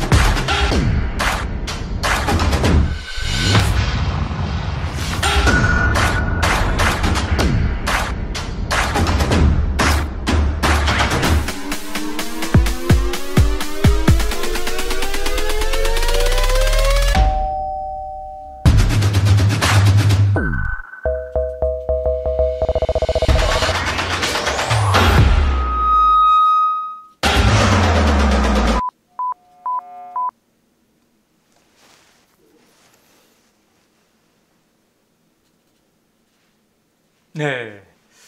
자, 지금 이렇게 봤는데 말이죠. 그러니까 시민들의 한마디 한마디를 모아가지고 이제 함께 만들겠다는 건데, 저는 아까 이거 보면서 이렇게 뭔가 해서 출마 선언식에서 보여주려 하나 보다라고 했는데 출마 선언식은 아예 안 하고 이것만 공개한다는 거예요? 그렇습니다. 그 최종 입장이에요, 그게? 그렇습니다. 그렇게 한 이유는 뭔가요? 일단 이제 5년 전에는 네. 문 대표가 제 서대문 독립공원에서 이 출마 선언을 했었거든요. 네. 근데 하고 나가지고 음. 당시만 해도 이제 정치초년생이었는데 네. 좀 그런 방식의 이벤트에 대해서 좀 부정적이다. 효과에 대해서 좀 그런 본인이 좀 그런 개인적인 어떤 평가를 했었다고 그래요. 그런 의미에서 지금 같은 경우는 또 문 대표 이제 출마하는 거 다 아는데 전 국민이 아는데 네. 굳이 또 그런 걸 할 필요가 있겠냐 그런 의미에서 좀 이런 아이디어가 나와가지고 채택이 된 걸로 알고 있습니다. 지금 유튜브 댓글에 본님이 누구 아이디어인지 모르지만 괜찮네, 이렇게 얘기를 해줬군요. 자, 그리고 최근 이제 이렇게 주말쯤에 그럼 출마 선언을 할 예정인데 최근 문재인 캠프는 어떻습니까? 계속 지금 대세론을 타고 있어요. 지지도에서 특히 민주당 지지자들에게는 압도적 1위를 하고 있기 때문에 60% 정도. 상당히 여유가 느껴집니까? 어떻습니까? 캠프에 가보면. 캠프에 제가 뭐 가끔 가기도 하고 제 후배가 가기도 하고 그러는데 아니, 매일 가야지 왜 가끔 갑니까? 가끔이라는 게 이제 매일 가는데 매일 그 중에 자주 가지는 못한다는 그런 네. 뜻이죠. 하루에 한 번 정도는 이제 네. 오려고 합니다. 전화도 하고 그렇게 네. 하는데 일단은 좀 그런 얘기를 해요. 5년 전보다는 네. 확실히 좀 열기가 있다. 좀 어떤 바람을 타고 있는 것 같다. 네. 그런 얘기를 하고 그러는데 네. 좀 내부적으로는 좀 그런 얘기들을 일단 많이 합니다. 일단은 30% 이제 중반까지 네. 지지율을 이제 올리는 것이 목표였는데 좀 내부적인 목표는 일단 달성을 했고 지금 이제 아까 이제 여론조사도 보셨겠지만은 네. 이제 안희정, 이재명 지사를 합친 숫자가 한 25% 보통 나오거든요. 근데 여기서 이 지지율이 나중에 경선에서 문재인 후보가 이기더라도 다 가져오지 못할 거라고 알고 있어요. 네. 그 될 경우에 이제 냉정하게 해서 만약 한 반타작 정도, 절반 정도로 가져오면은 한 40% 중반대는 나올 거라고 얘기하거든요. 네. 그걸 가지고 그 이후에는 자기만의 어떤 캠페인을 해가지고 50%를 찍는다. 좀 그런 내부적인 생각을 하고 있는데 네. 이 목표를 하기에는 약간 좀 지금 캠프 내부에서도 여러 가지 좀 설화도 있었고 네. 좀 이게 좀 많은 분들이 이제 대선 캠프를 겪어보시는 분들이 느끼는 건데 네. 좀 중구난방이고 사람이 많이 몰리는 곳에 좀 사고 많이 터지거든요. 좀 그런 현상들이 어제도 있었고 네. 좀 그런 부분에서 좀 그런 것들을 좀 내부적으로 좀 경계하는 목소리들이 있습니다. 어제 있었단 말은 뭔 얘기? 어제는 이제 손혜원 손혜원 홍보본부장. 부본부장입니다. 부본부장이 어떤 팟캐스트에 나가서 했던 발언. 노무현 대통령의 죽음에 대해서 뭐 계산이란 말이 좀 이렇게 왔다 갔다 하는데 네. 손 의원이 받으면서 뭐 계산된 거 아니냐는 그런 식으로 얘기를 했는데 네. 죽음을 계산했다는 말이 굉장히 부정적이잖아요. 네. 과연 뭐 꼭 그런 그런 의도였는지는 모르겠으나 어쨌든 본인이 사과를 했어요. 그죠? 네. 네. 아까 보니까 페이스북에 사과를 하고 그리고 어땠습니까? 그 부본부장직을 내려놓았죠? 그렇습니다. 네. 근데 이제 그런 건이 상당히 좀 잦아지고 있어요. 전인범 그 특전사령관 때도 그랬고요. 네. 몇 차례 이게 그런데 이런 흐름에 대해서 어떻습니까? 이제 캠프에서는 어떻게 좀 단도를 라고 할까요? 뭐 좀 경계를 하고 있나요? 아니면 좀 당혹스러울 때도 있을 것 같아요. 하도 많은 사람들이 결합되어 있기 때문에 어떻습니까? 그게 이제 대선을 치르면서 느끼는 게 네. 나비 효과가 네. 굉장히 강한 게 이제 대선이라는 좀 이벤트 속에서 나온다고 생각을 해요. 네. 이거와 연계된 건 아닌데 네. 오늘 좀 화제 뉴스 중에 하나가 네. 문재인 후보가 좀 치매 증상이 있는 게 아니냐는 그런 의혹을 제기하는 글에 대해서 예, 뭐 국민의당의 모 의원실 보좌관이 네. 좀 그거에 대해서 그거를 이제 SNS에 올렸다가 네. 그걸 가지고 좀 문재인 캠프 쪽에서 발끈해가지고 뭐 법적 조치를 취하겠다 그런 얘기를 하고 그랬는데 네. 사실 보면은 이제 큰 정당 조직에서 의원 보좌관이 그렇게 아주 높은 위치는 아니거든요. 네. 근데 연결되다 보면은 그것이 굉장히 큰 어떤 대선에서 좀 이슈가 되기도 하고 그러거든요. 네. 그런 부분에서 이제 일단은 보시면 아시겠지만은 이제 사람이 일단 모이는 곳은 이제 문재인 캠프가 제일 많아요. 그런데 이 사람들을 제대로 통제를 한다는 것들이 네. 좀 구조적으로 어려운 부분도 있는데 네. 그런 부분에서 지금 캠프 같은 경우는 굉장히 조마조마한 부분이 있는 거죠. 그렇군요. 네. 자, 이꿈님은 유튜브 댓글에 손 의원이 왜 그런 얘기를 했을까? 그 말 듣고 마음이 아팠습니다. 네, 이런 얘기를 해주시고 아까 최정식님은 문재인 캠프의 그 시민 참여 영상 출마 선언문에 대해서 클래스가 다르다라고 긍정적 평가를 해 주셨네요. 네. 자, 근데 이런 뭐 문재인 침해 이런 흑색 선전 같은 경우에는 일종의 이제 가짜 뉴스인 셈이잖아요. 네. 근데 이런 것들이 나왔을 때 문재인 캠프에서 어떻게 대응할 것인가에 대해서도 양론이 있을 것 같아요. 이게 정색을 하고 대응해서 이런 일이 있다는 것을 이게 또 더 확산시켜주는 효과가 또 있잖아요. 그 대응을 하면 또 무시하자니 이게 SNS를 통해서 계속 확산되고 정말인가 이렇게 또 믿는 사람도 생길 거고 말이죠. 예. 근데 실제로 지금 문재인 캠프 같은 경우는 네. 이 가짜 뉴스에 대해서 대책팀이 있습니다. 아 그래요? 예. 그 팀장을 맡고 계신 분이 이제 민주당에서 이제 네. 디지털 정당 시스템을 만드는 데 기여했던 이제 문용식 씨. 네. 그분이 맡아가지고 그래요? 그 일을 하고 계십니다. 자, 최근에 이제 문재인 캠프는 여러 사람들을 막 영입했잖아요. 그래서 이 영입한 사람들이 상근하는 사람이라 할지라도 캠프에 다 자리가 앉을 수도 없을 것 같은데 그분들은 어떻게 해서 이렇게 조직적으로 연락을 하고 그렇게 되는 걸까요? 실제로 지금 화요일, 목요일, 토요일 네. 아침 9시 전에 네. 이제 본부장 회의를 합니다. 네. 본부장이랑 좀 본부장급에 해당되는 여러 가지 네. 특보단장이라든가 네. 뭐 이런 분들 해가지고 회의를 하고 제가 보기에는 뭐 어떻게 들릴지 모르겠는데 공동선거위원장이라고 해가지고 네. 선대위원장들이 많이 계시잖아요. 그분들이 이제 너무 많으니까 선대위원장 같아 보이지가 않는 것 같아요. 오히려 원탑을 하고 있는 이제 총괄본부장하는 이제 송영길 의원이라든가 네. 상황시작하고 있는 강기정, 임종석 비서실장 이런 분들이 더 힘이 쏠리고 그분들은 사실 어쩌면 선대위원장이라기보다는 좀 상임 고문단 같은 그런 네. 인상을 주거든요. 네. 실제적으로 어떤 캠프를 이끌어가는 분들은 네. 본부장들하고 그 송영길, 임종석, 강기정 이런 분들이 아닌가 좀 그렇게 보고 있습니다. 아 그래요? 네. 근데 기자들이 이렇게 취재하러 가면 대산 빌딩인가요? 지금 여의도에? 네. 예, 그 뭐 공간이 좀 협소해지겠네요. 공간이 그렇게 기자들에게 할 수 있는 공간이 이렇게 크지는 않습니다. 그래도 1위를 달리고 있는 후보이기 때문에 기자들의 이제 관심사가 많을 거 아니겠어요? 네. 늘 이렇게 상주하는 기자들은 몇 명 정도나 됩니까? 거기? 상주할 공간이 없는 걸로 알고 있거든요. 아, 상주할 공간이 없어요? 예, 뭐 어떤 간담회라든가 이런 거에 소집을 할 때 네. 좀 들어갈 수 있는 방이 있는데 그 방 자체가 그렇게 그게 크지가 않고요. 네. 문 대표 같은 경우도 좀 중요한 기자회견 같은 경우는 지금 그 옆에 또 당사 건물을 새로 매입을 했는데 네. 거기 2층에 거의 한 몇백 명 들어갈 수 있는 그 프레스룸이 있습니다. 거기를 주로 이용합니다. 네. 근데 이제 송영길 총괄본부장 같은 경우 그야말로 총괄본부장이잖아요. 네. 이제 일선에서 뭐 전체를 이렇게 하는 사람일 텐데 뒤늦게 결합했어요. 기존의 비서실도 있고 그런 차원에서 뒤늦게 결합을 했는데 어떻게 빠르게 총괄본부장으로서 역할을 하고 있는 것 같습니까? 어떻습니까? 뭐 여기 약간 좀 당황스럽긴 한데. 네. 뭐 무엇이든 물어보세요 코너잖아요 오늘이. 아니 제가 이제 평가를 좀 할 수도 있는 그런 부분이고 그러기 그러니까 때문에 모르면 모른다고 하면 되는 거니까. 뭐 제가 보기에 예전에 이제 전인범 사령관 발언 나고 그랬을 때 제일 좀 눈에 띄었던 것들이 이제 바로 다음 날인가 네. 광주에 내려가지고 이제 5.18 기념재단이랑 이런 분들 만나가지고 발언에서 해명도 하고 사과도 하고 이제 그런 거를 봤는데 송영길 이 본부장이 좀 연고가 또 전남 고흥이잖아요. 네. 좀 그런 의미에서 좀 지역 친화적인 인물로 생각을 해가지고 좀 발탁을 한 게 아닌가. 좀 그런 부분에서 좀 불을 끄는 역할이라고 해야 되나요? 좀 그런 면에서는 뭐 그럭저럭 역할을 하는 게 아닌가 그런 생각을 합니다. 네. 네.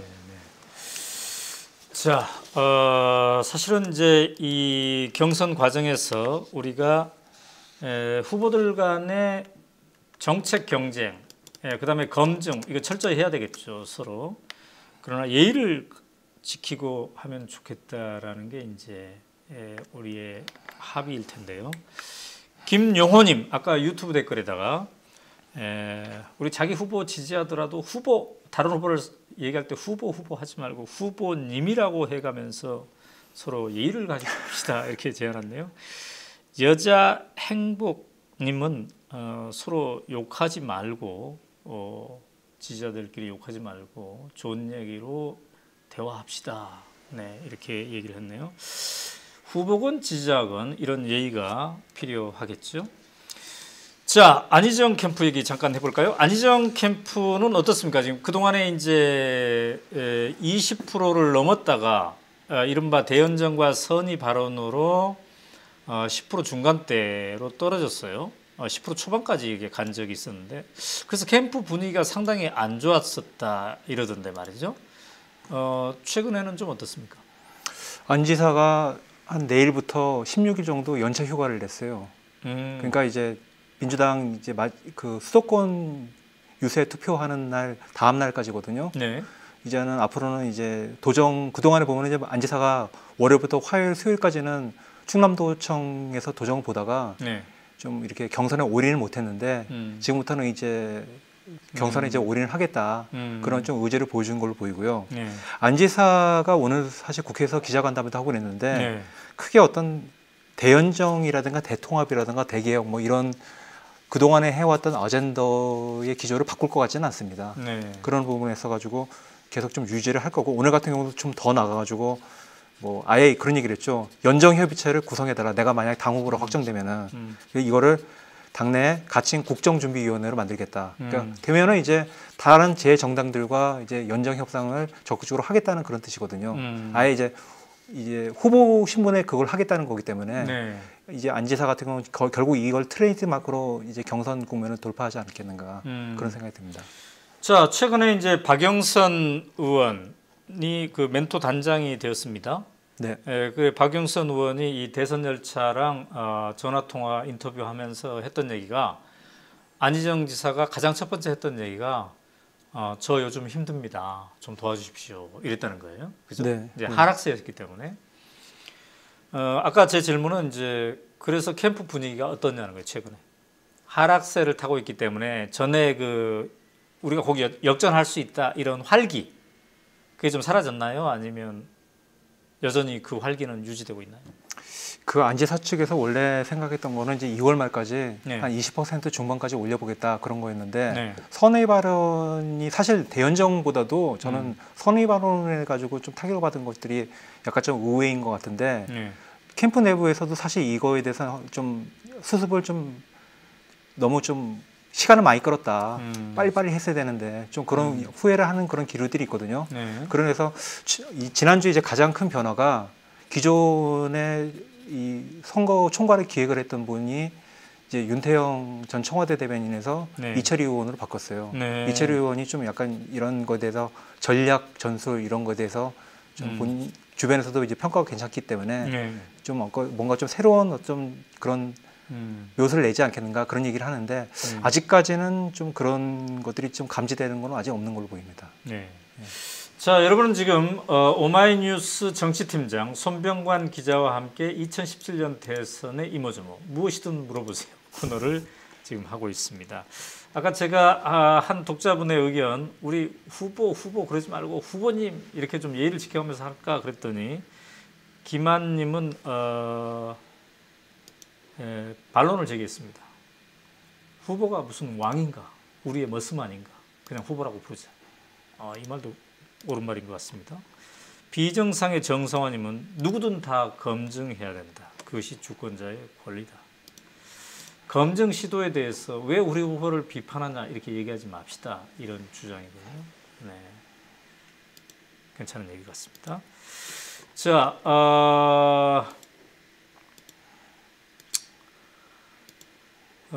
순봉님, 민주당은 오직 국민들을 위해 선거 관리해야 합니다. 특정 후보를 위한 선거 관리가 아니라 오직 국민들을 위한 선거 관리를 해야 된다. 네. 자, 지금 아까 이제 우리가 안희정 후보 이렇게 얘기를 했는데 어떻습니까? 이 대연정이 큰 논란이었어요. 근데 그 대연정에 대한 그 기조는 후퇴하지 않고 계속 가고 있는 거죠. 그거는. 안 지사의 정확한 입장은 네. 개혁 과제에 동의하는 정파라면은 보수 정당이라도 연정을 할 수 있다. 네. 그러려면 이제 전제가 제일 문제가 되는 것이 이제 친박이 주도하고 있는 이제 네. 자유한국당이거든요. 네. 근데 실제로는 자유한국당이 지금 뭐 개혁 의제라든가 이런 것보다 지금 자기 당 건사하기도 지금 좀 벅찬 그런 상황인데 그런 당과 좀 대연정하기가 좀 쉽지가 않겠는가. 좀 그런 부분에서 가지고 안 지사의 얘기도 어느 정도 좀 설득력이 있다고 생각이 들어요. 네. 뭐 최선을 다해보겠지만은 만약에 개혁이라든가 이런 거 같이 함께 할 수 없으면 네. 좀 같이 가기가 힘들지 않겠는가 이런 식으로 정리가 되거든요. 근데 이제 관건은 이렇게 정책위에 있는 막 상승하다가 하향해서 지금은 정책위에 있는 이거를 뭔가 한 단계 더 끌어올리려면 제2의 뭔가 추진체가 필요할 텐데 말이죠. 혹시 그걸 뭘 준비하고 있는 것 같습니까? 안희정 후보 쪽에서는 일단 박영선 의원을 멘토단으로 또 몇몇 의원들을 더 지지하게 만드는 뭐 이런 것까지는 좀 요 며칠간 보이긴 보였습니다만 그게 그렇게 뭐 이렇게 영향력 있게 보이지는 않는단 말이죠. 그렇다고 어떤 특별한 공약을 막 내세우는 것 같지는 않고요. 네. 이 부분에 대해서는 어떻게 생각하세요? 그게 좀 이런 딜레마가 있는 것 같아요. 네. 무슨냐면은 이제 후보와 이제 캠프의 2인 삼각이라고 해야 되나요? 네. 뭐냐면은 여러 가지 어떤 새로운 어떤 돌파구를 위해 가지고 네. 이것도 해보자 저것도 해보자 여러 가지 어떤 아이디어 같은 게 나오는데 그걸 최종적으로 이제 정해야 될 사람은 이제 후보 자신인데 네.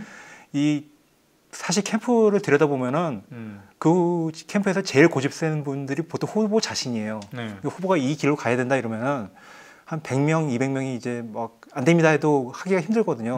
근데 그런 부분에서 이제 안희정 같은 경우는 지금의 이제 한 10% 중반에 한때 20%까지 갔던 그 지지율 맞는 것들이 안희정 자신이거든요. 네. 그런 부분에서 좀 본인이 굉장히 어떤 자신을 많이 가지고 있기 때문에 좀 다른 참모들이 어떤 아이디어를 내고 그런 걸 하더라도 네. 본인이 자기 것을 내화하지 않으면은 굉장히 수용하기 좀 힘든 그런 구조에 있다고 봐야겠죠. 예. 그런 것들에 대한 좀 어려움들을 좀 얘기하고 있습니다. 네. 자, 보은님, 촛불이 바라는 것은 원칙 없는 대연정이 아닌 정의롭고 헌법에 충실한 대연정과 통합이라고 봅니다. 네. 솔나무님, 비판은 민주주의의 꽃이다. 그렇죠? 그리고 이분은 자기가 지지하는 후보에 대해서 좀 더 알아보고 판단하는 것이 필요합니다. 알아보고 판단, 검증 이게 꼭 필요하다는 얘기군요. 자, 이재명 캠프 얘기 잠깐 해볼까요? 이재명 캠프의 입장에서는 어쨌든 오늘 SBS 여론조사 오늘 밤에 발표된 이게 상당히 고무적일 수 있을 것 같아요. 왜냐하면 황교안, 안철수보다 또 높게 나왔으니까 이러면 이제 3위가 됐어요. 전체를 통해서. 물론 한때 안희정 후보보다 훨씬 많은 지지를 받은 때가 있었죠. 촛불 국면에서. 그러다가 이제 하향세였는데 지금 요즘 상승세를 타고 있지 않나 이런 생각이 드는데 어쨌든 촛불 민심에서 나온 적폐청산 이걸 가장 세게 주장하기 때문이지 않나 싶기도 합니다. 오늘도 또 그와 관련된 발언을 했죠. 박근혜, 이재용에 대한 이후의 사면 이걸 하지 말자라는 걸 공동 선언하자 이렇게 각 후보들에게 요청을 했더군요. 예. 그 얘기는 자세히 취재를 안 했나요? 아닙니다.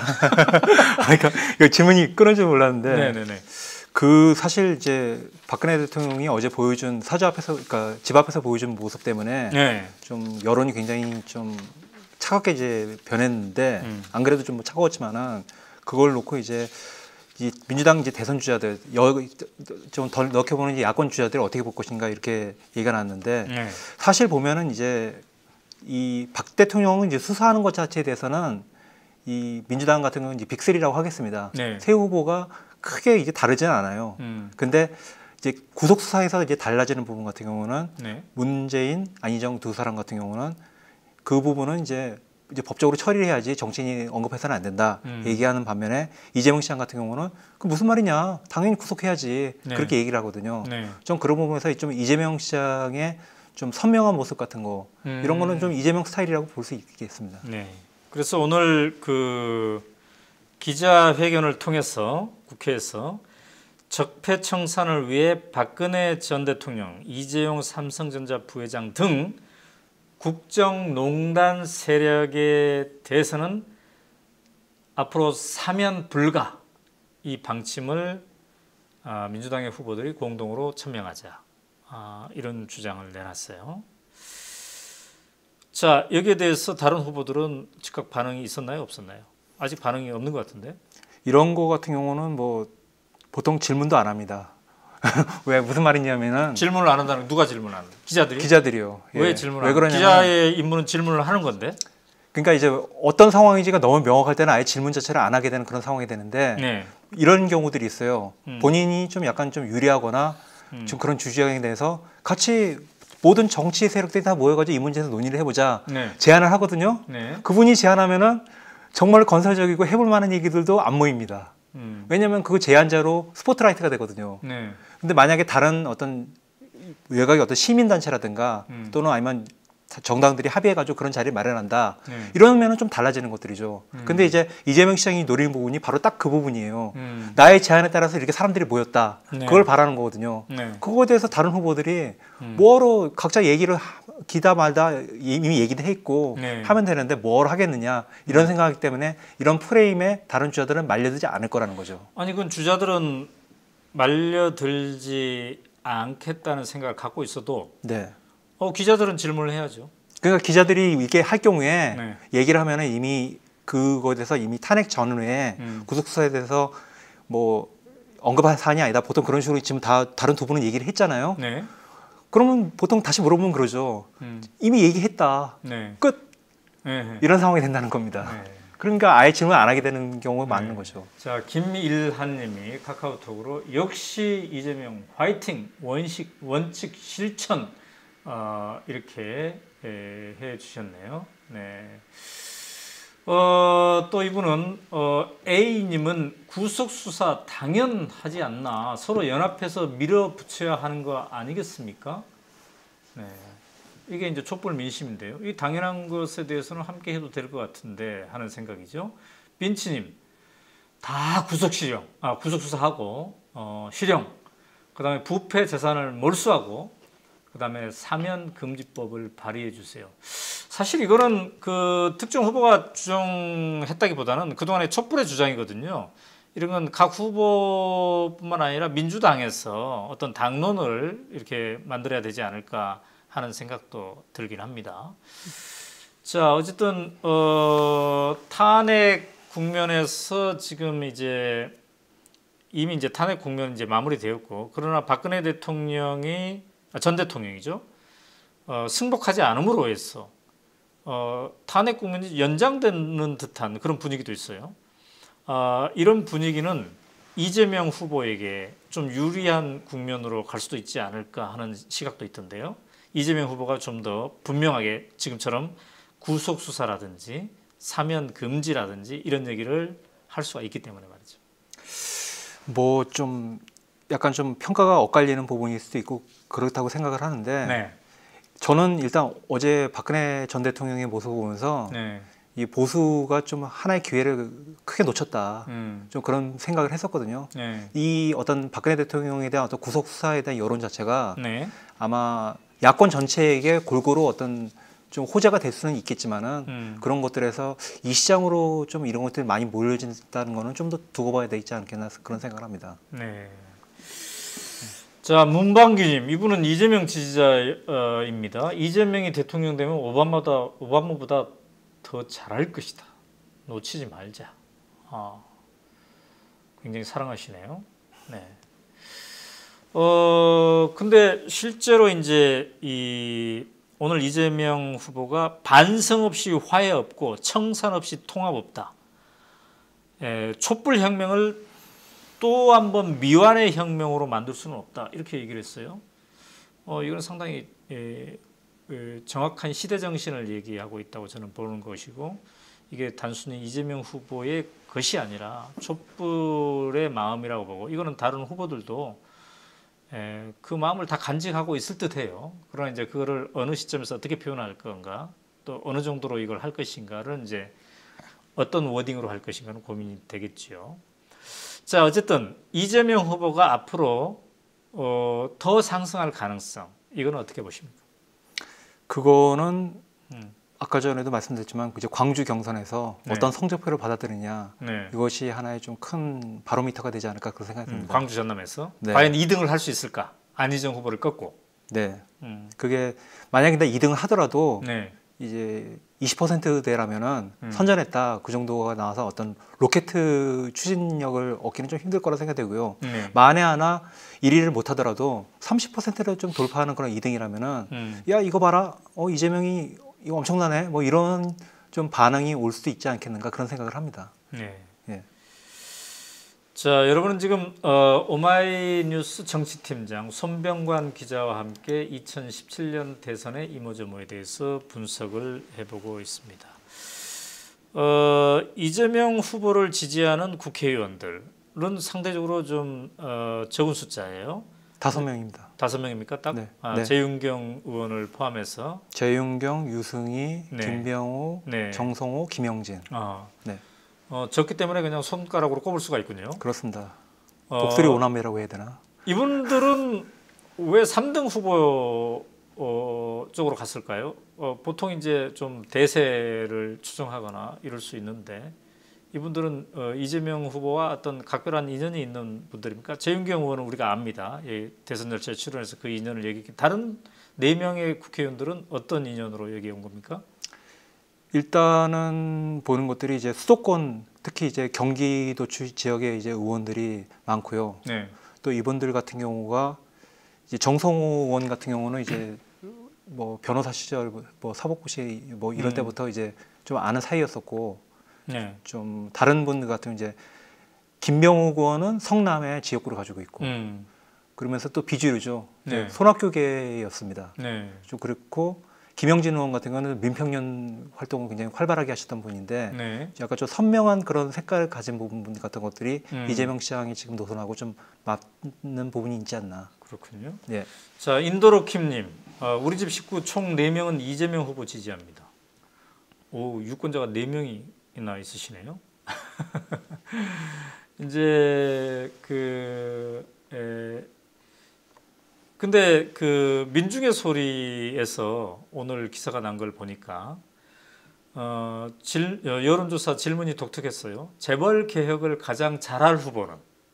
네. 이런 식으로 질문을 했더군요. 거기에는 이재명이 1위로 나왔던데 혹시 그 기사는 봤나요? 보지는 않고 제목만 본 것 같습니다. 네. 근데 우리가 여론조사 질문을 그렇게 하는 것도 괜찮을 것 같아요. 당신은 이번 대선에서 누구를 지지할 겁니까? 이 질문이 아니라 재벌 개혁을 누가 제일 잘할 것 같습니까? 검찰 개혁은 누가 제일 잘할 것 같습니까? 뭐 이런 거요. 예. 예. 그다음에 양극화 극복은 누가 제일 잘할 것 같습니까? 어쩌면 이런 질문이 우리의 그 시대적 과제를 담지한 것일 수도 있지 않을까 이런 생각이 드네요. 근데 이제 네. 좀 약간 이견이 있을 수 있을 것 네. 같은데 그런 어떤 일단 대선이라는 것들이 하나의 단하의 어떤 싱글 이슈를 가지고 후보를 결정하기보다는 여러 가지 것들이 좀 복합적으로 되는 부분이 있고요. 네. 실제로 이제 그런 정책적인 이슈를 가지고 하려면은 네. 그 불특정 다수의 사람들이 그거에 대해서 좀 많이 좀 이해가 있어야 돼요. 네. 다른 후보들은 무엇이 어떻게 다르다 이런 것들이 있고 만약에 이제 여론조사를 할 때 이 후보는 이렇게 주장하고 있고 저 후보는 저렇게 이렇게 하고 있는데 이거 다 한 다음에 이 후보를 어떻게 생각하십니까? 이렇게 됐을 경우에 한 결과와 그냥 재벌개혁에 대해서 가장 잘할 사람이 누구겠냐 이렇게 할 경우는 결과가 또 달라질 수 있는 부분이 있다는 것들이죠. 네. 근데 이제 우리가 그 이미지 조사도 하지 않습니까? 네. 어떤 후보에 대해서 선호도를 갖고 있는지에 대한 조사. 그것도 사실 뭐 잘 모를 수도 있는데 그 이미지에 대한 조사거든요. 네. 그러면 우리가 검찰 개혁을 누가 잘할 것 같은 이미지를 갖고 있는가? 그동안 이제 알게 모르게 그동안 뭐 어떤 사람은 아주 세세하게 분석했겠고 어떤 사람은 그냥 풍문으로 들었겠지만 아, 이 사람이 정말 잘할 것 같다. 예를 들면 적폐청산을 가장 잘할 것 같은 후보는 누구인가? 뭐 이런 질문 충분히 나올 수 있을 것 같거든요. 네. 순봉님이 오마이뉴스 여론조사 부탁합니다. 믿음이 가는 오마이뉴스이기 때문에라고 얘기를 해주셨어요. 그래서 우리도 지금 오마이뉴스는 여론조사를 합니까 안 합니까? 지역에서 제한적으로 한번 한 적이 있습니다. 최근에. 그러니까 앞으로는 할 거예요, 안 할 거예요? 그 사장님이 정해 주셔야죠. 아니 그걸 왜 사장이 정합니까? 사장은 이미 그 편집국장과 오마이TV 국장한테 우리가 하고 싶은 여론조사가 있으면 하는 거를 적극 검토하세요라고 해놓은 상태이기 때문에 저는 이제 기존에 하는 여론조사랑 똑같으면 무의미하다. 뭔가 시대 정신을 읽을 수 있고 뭔가 새로운 사실 많은 언론사가 이미 하고 있기 때문에 또 응답률이 너무 높지 않는 그 한계가 있지 않습니까? 근데 그럼에도 불구하고 이 여론조사는 새롭지만 적합할 것 같다. 그런 확신이 있으면 뭐 돈이 들더라도 좀 해야 되지 않을까요? 제가 모은다고는 얘기 못했네요. 편집국장님과 적극적으로 논의해 보겠습니다. 적극적으로. 네. 네. 오마이TV 국장. 오마이뉴스는 편집국장을 뉴스 게릴라 본부장이라고 부릅니다. 독특하죠. 뉴스 게릴라 본부장. 그 이유는 우리는 모든 시민은 기자다. 이게 오마이뉴스의 모토입니다. 우리는 시민 기자를 뉴스 게릴라라고 창간 때 불렀습니다. 그래서 오마이뉴스 편집국장의 이름은 안에 있는 상근 기자의 대표가 아니라 상근 기자 포함 또 8만여 명의 시민 기자의 취재를 집약하고 편집하는 자리다 해서 우리가 뉴스 게릴라 본부장이라고 하는데요. 자, 오마이뉴스가 어떤 식의 여론조사를 하면 좋을지 이제 본격 대선이 시작됐으니까 우리도 고민해 보도록 하겠습니다. 네. 자, 시간이 이렇게 많이 지났네요. 7분밖에 안 남았는데 우리 11시에 오늘 끝나기로 이렇게 했기 때문에 우리가 다뤄지지 않는 거 한번 얘기를 해볼까요? 오늘 무엇이든 물어봅시다. 정치팀장에게 이런 코너인데요. 손병관 정치팀장과 함께 하고 있습니다. 최성 후보가 섭섭해할 것 같은데 최성 후보는 생략하겠습니다. 왜냐하면은 제가 최성 후보를 단독으로 이 자리에 또 내일 토론회 후에 모실 가능성이 있기 때문에 그래요? 이렇게 네. 얘기해 보겠습니다. 자, 김종인 의원이 탈당했어요. 그래서 뭐 이 사람 저 사람 만나고 다니고 있는데 자, 짧게 뭐 이렇게 부산하게 뭔가 하고는 계시는데 이거 뭐 영향가가 있나요? 없습니다. 한마디로 없습니까? 네. 그럼 더 이상 얘기하지 맙시다. 없는 걸로 이렇게 하고요. 그다음에 정운찬 전 총리, 국무총리, 정운찬 총리 뭐 계속 나 이제 그만하겠다라는 얘기가 없어요.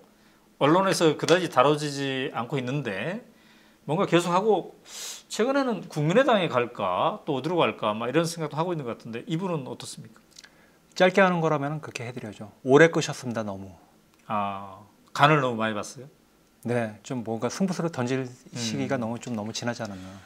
그래서 어떻게 할 것 같아요, 이분은?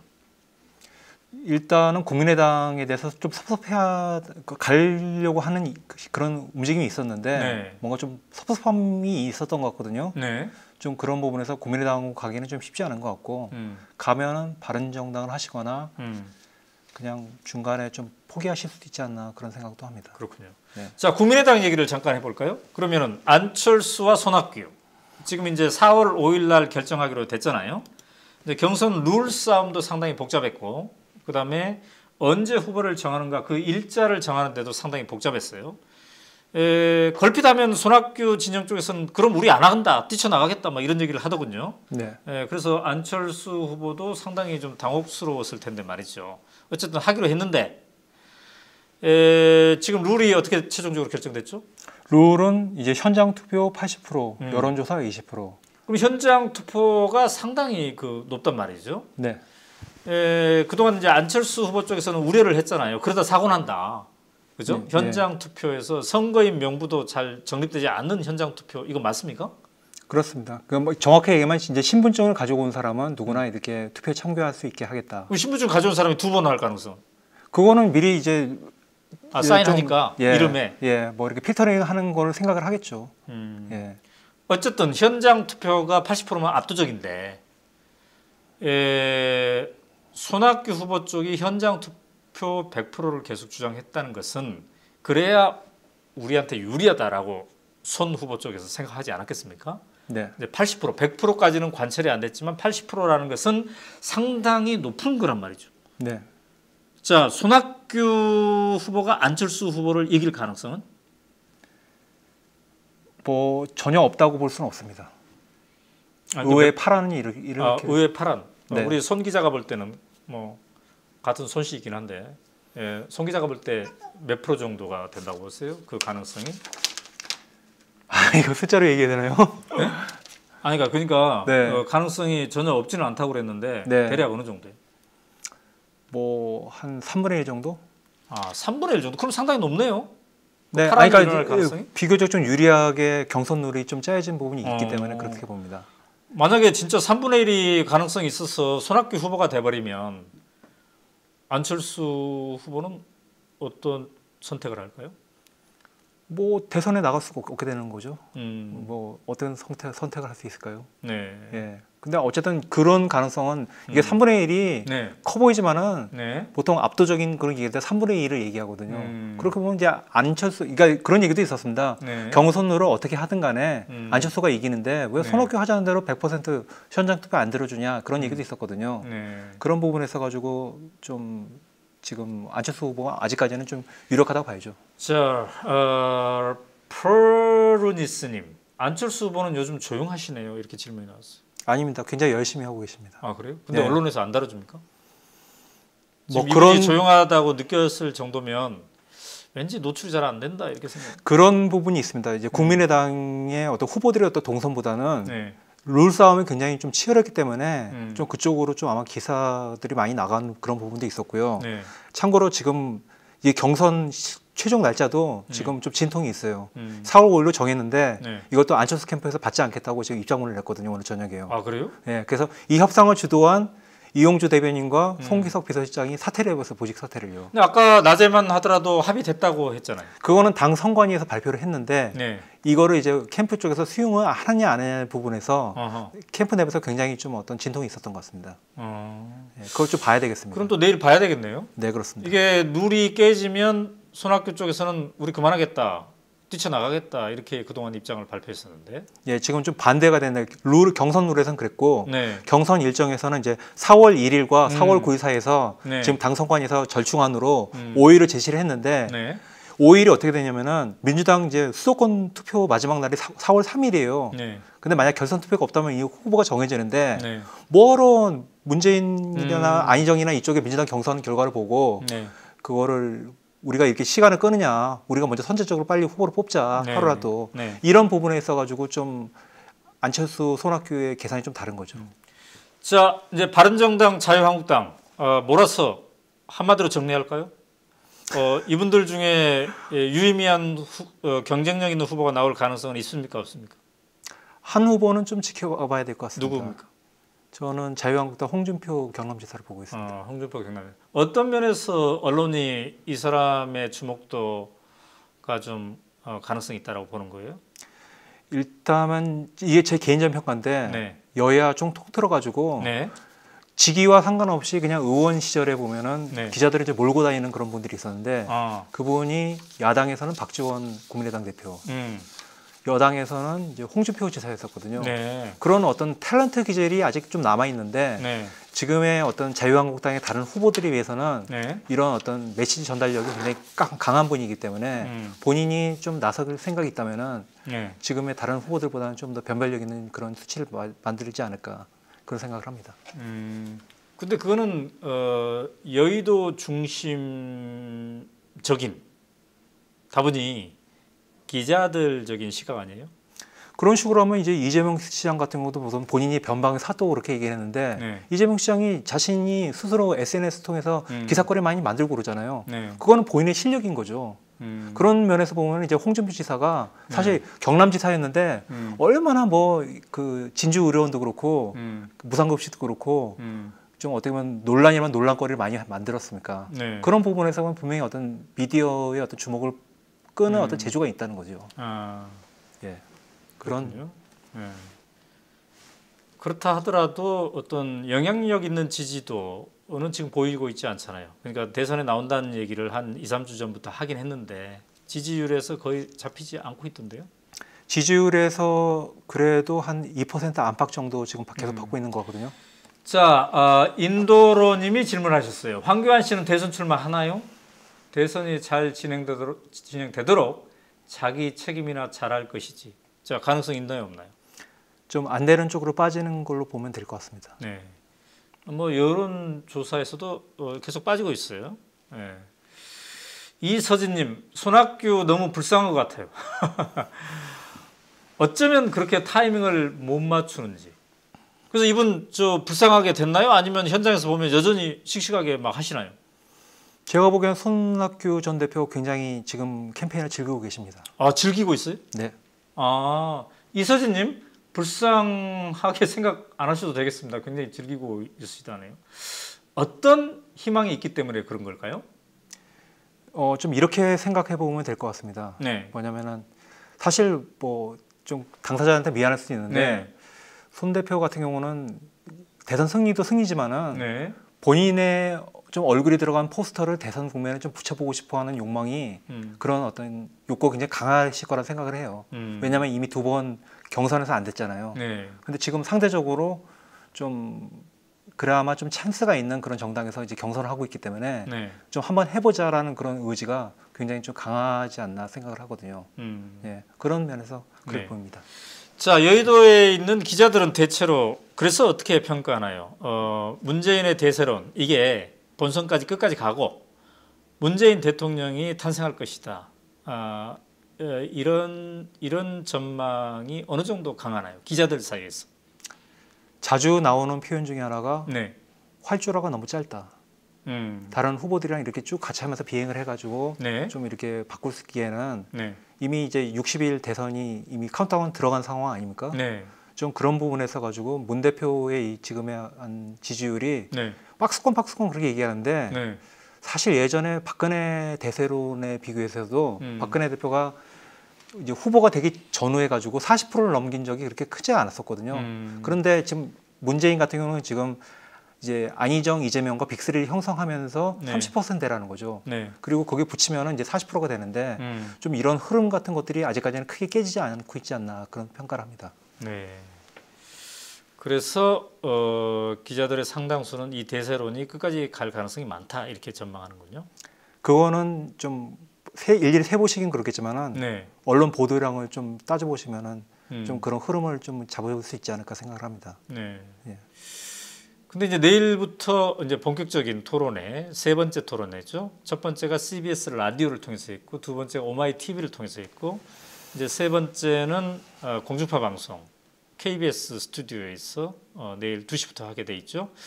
요 토론과 그다음에 금요일 날 있을 이른바 종편들에 대한 토론, 이 두 가지가 이제 상당히 분수령이 되겠군요. 그러니까 그러니까 이번 주에 두 번의 TV 토론에서 안희정 후보와 이재명 후보가 상당히 두각을 나타내지 못한다면 이런 대세론이 오히려 더 굳혀지지 않을까 이런 생각이 드네요. 그렇습니다. 네. 예. 그래서 어쩌보면은 내일은 그 문재인 후보보다 제 생각에는 문재인 후보보다 안희정 후보와 이재명 후보가 더 긴장하지 않을까 이런 생각이 들어요. 요 주간에 우리가 더 스피드를 내서 따라잡아야 된다.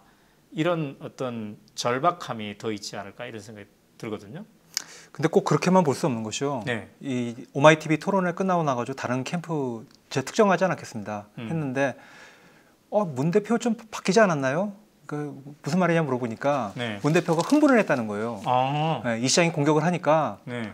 점잖으시던 분이 굉장히 좀 이렇게 막 얘기를 하시는데 네. 평소에 어떤 그런 기조가 톤이 좀 흔들린 것 같다.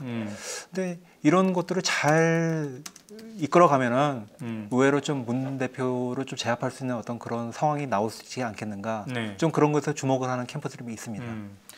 아까 우리가 최성 후보에 대한 얘기를 놓쳤더니 한 사람이 왜 그냥 가냐라고 했어요. 근데 최성 후보의 그 역할, 이 토론에서 기자들은 어떻게 보나요? 저는 개인적으로 이 자리에 두 차례나 나왔거든요. 그러니까 모든 언론 중에 최성 후보를 가장 먼저 인터뷰한 게 오연호의 대선 열차입니다. 어쨌든 네.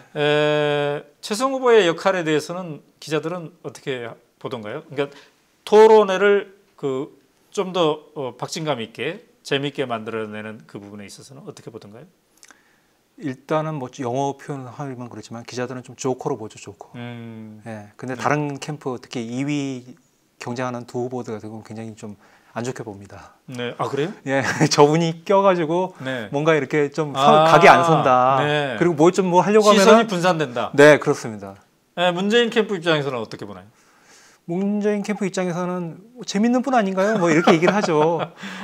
최성 시장님 계셔가지고 분위기가 굉장히 훈훈해졌어요. 뭐 이런 찬사라면 천사, 뭐 이런 얘기 같은 거.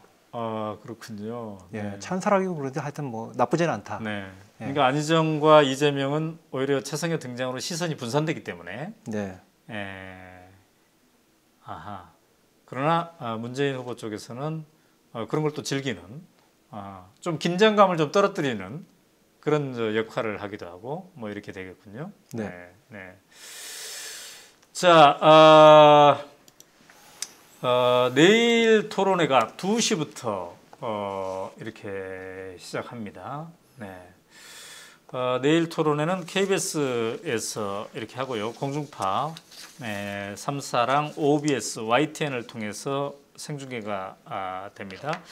그래서 여러분 오연호의 대선 열차가 내일은 3시 30분에 여러분을 찾아뵙습니다. 왜일까요? 공중파 방송 토론회가 막 끝난 다음에 바로 오마이TV로 오십시오. 우리가 바로 TV 토론의 승자가 누구인지 포인트는 뭐였는지 이런 걸 함께 얘기해 보려고 합니다. 어떻습니까? 괜찮습니까? 네. 그래서 지난번에 최성 후보가 그 약속을 했어요. TV 토론 있을 때마다 끝나고 나서 대선 열차에 와서 자기가 가장 가까이서 본 숨결까지 느낀 얘기를 가장 부담스럽지 않는 후보가 가장 객관적으로 얘기할 수 있는 후보가 3명의 다른 후보에 대한 평을 해보겠다고 그랬는데 내일 가급적 최성 후보랑 함께 또 다른 내일 같이 할래요? 제가 한 가지 공정하게 될까요, 그게? 기사 써야 됩니까? 뭐 제가 아무래도 데이타임에는 좀 사장이 그 제안을 하는데 지금 튕기고 있네요. 근데 오늘 이 방송이 근데 반응이 좀 괜찮은 편인가요? 제가 굉장히 오래 하고 있는 그 느낌인데. 원래 11시까지 하는데 지금 다른 게스트들도 보통 11시 넘겨가지고 이렇게. 뭐 이게 지금 시작 시간인데 끝나는 시간은 우리 마음대로 지금 하고 있어요. 왜냐하면 지금 실험 방송이기 때문에. 네. 그래서 언제까지 끝난다라는 게 없고 그때 하는데 오늘 비교적 많은 사람들이 함께 잘 봐줬습니다. 자, 이제 우리가 마칠 시간입니다. 전세곤님, 경선에서 불꽃 튀는 비판 좋습니다. 단 경선이 끝나면 럭비 경기처럼 노사이드가 되어 민주당 통일 후보 당선을 위해 다른 후보였던 분들도 말로서가 아니라 실천으로 정권 교체를 이루는 그런 모습 보여주시기 바랍니다. 한마디로 민주당이 2012년 대선 패배했던 그때처럼 하지 않길 바랍니다라는 의견을 주셨습니다. 네. 오, 짱돌님, 최성 후보가 내일 다시 온다니까 미소 천사 최성 의원님 화이팅. 네. 오 대표님, 그럼 오후 3시 때 뵙는 대선 열차에 그때 뵙겠습니다. 3시가 아니라 3시 반입니다. 토론이 3시 반에 끝나니까 여러분들은 공주파 토론을 보시고 3시 31분에 오마이TV로 넘어오시기 바랍니다. 자, 내일 넘어오시겠다고 약속하시는 분들 좀 댓글 좀 달아봐 주십시오. 그래야 제가 또 내일 편성을 하지 않겠습니까? 별로 없으면 편성을 안 할 수가 있습니다. 네, 솔나무님 수고 많았습니다. 네. 박성환님, 토론회가 끝나면 오마이뉴스가 토론평 합니까? 네, 즉각합니다. 즉각. 그래서 3시 30분에 오연호의 대선 열차가 내일은 3시 30분과 9시 30분 두 차례 합니다. 9시 30분에는요 매우 독특한 분들을 희망찬 분들을 모셨습니다. 우리 미래 당이라고요. 20대 30대 젊은이들이 당을 하나 만들었어요. 당을. 여기에 고문이 김재동 씨라고 하네요. 이 청춘들은 어떤 생각으로 이런 당을 만들었을까? 저는 이런 시도 굉장히 좋게 봅니다. 기존 당뿐만 아니라 새로운 신진 세력들이 이렇게 하는 거죠.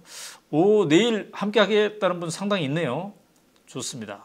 그러면 여러분을 믿고 내일 3시 30분 오마이TV가 오연호의 대선 열차가 내일은 두 차례입니다. 3시 30분, 9시 30분. 내일 3시 30분에 함께 해주시면 좋겠고요. 우리 손명환 기자, 오마이뉴스 정치팀장, 오늘 처음 대선 열차에 출연했는데 어떻습니까? 할만합니다.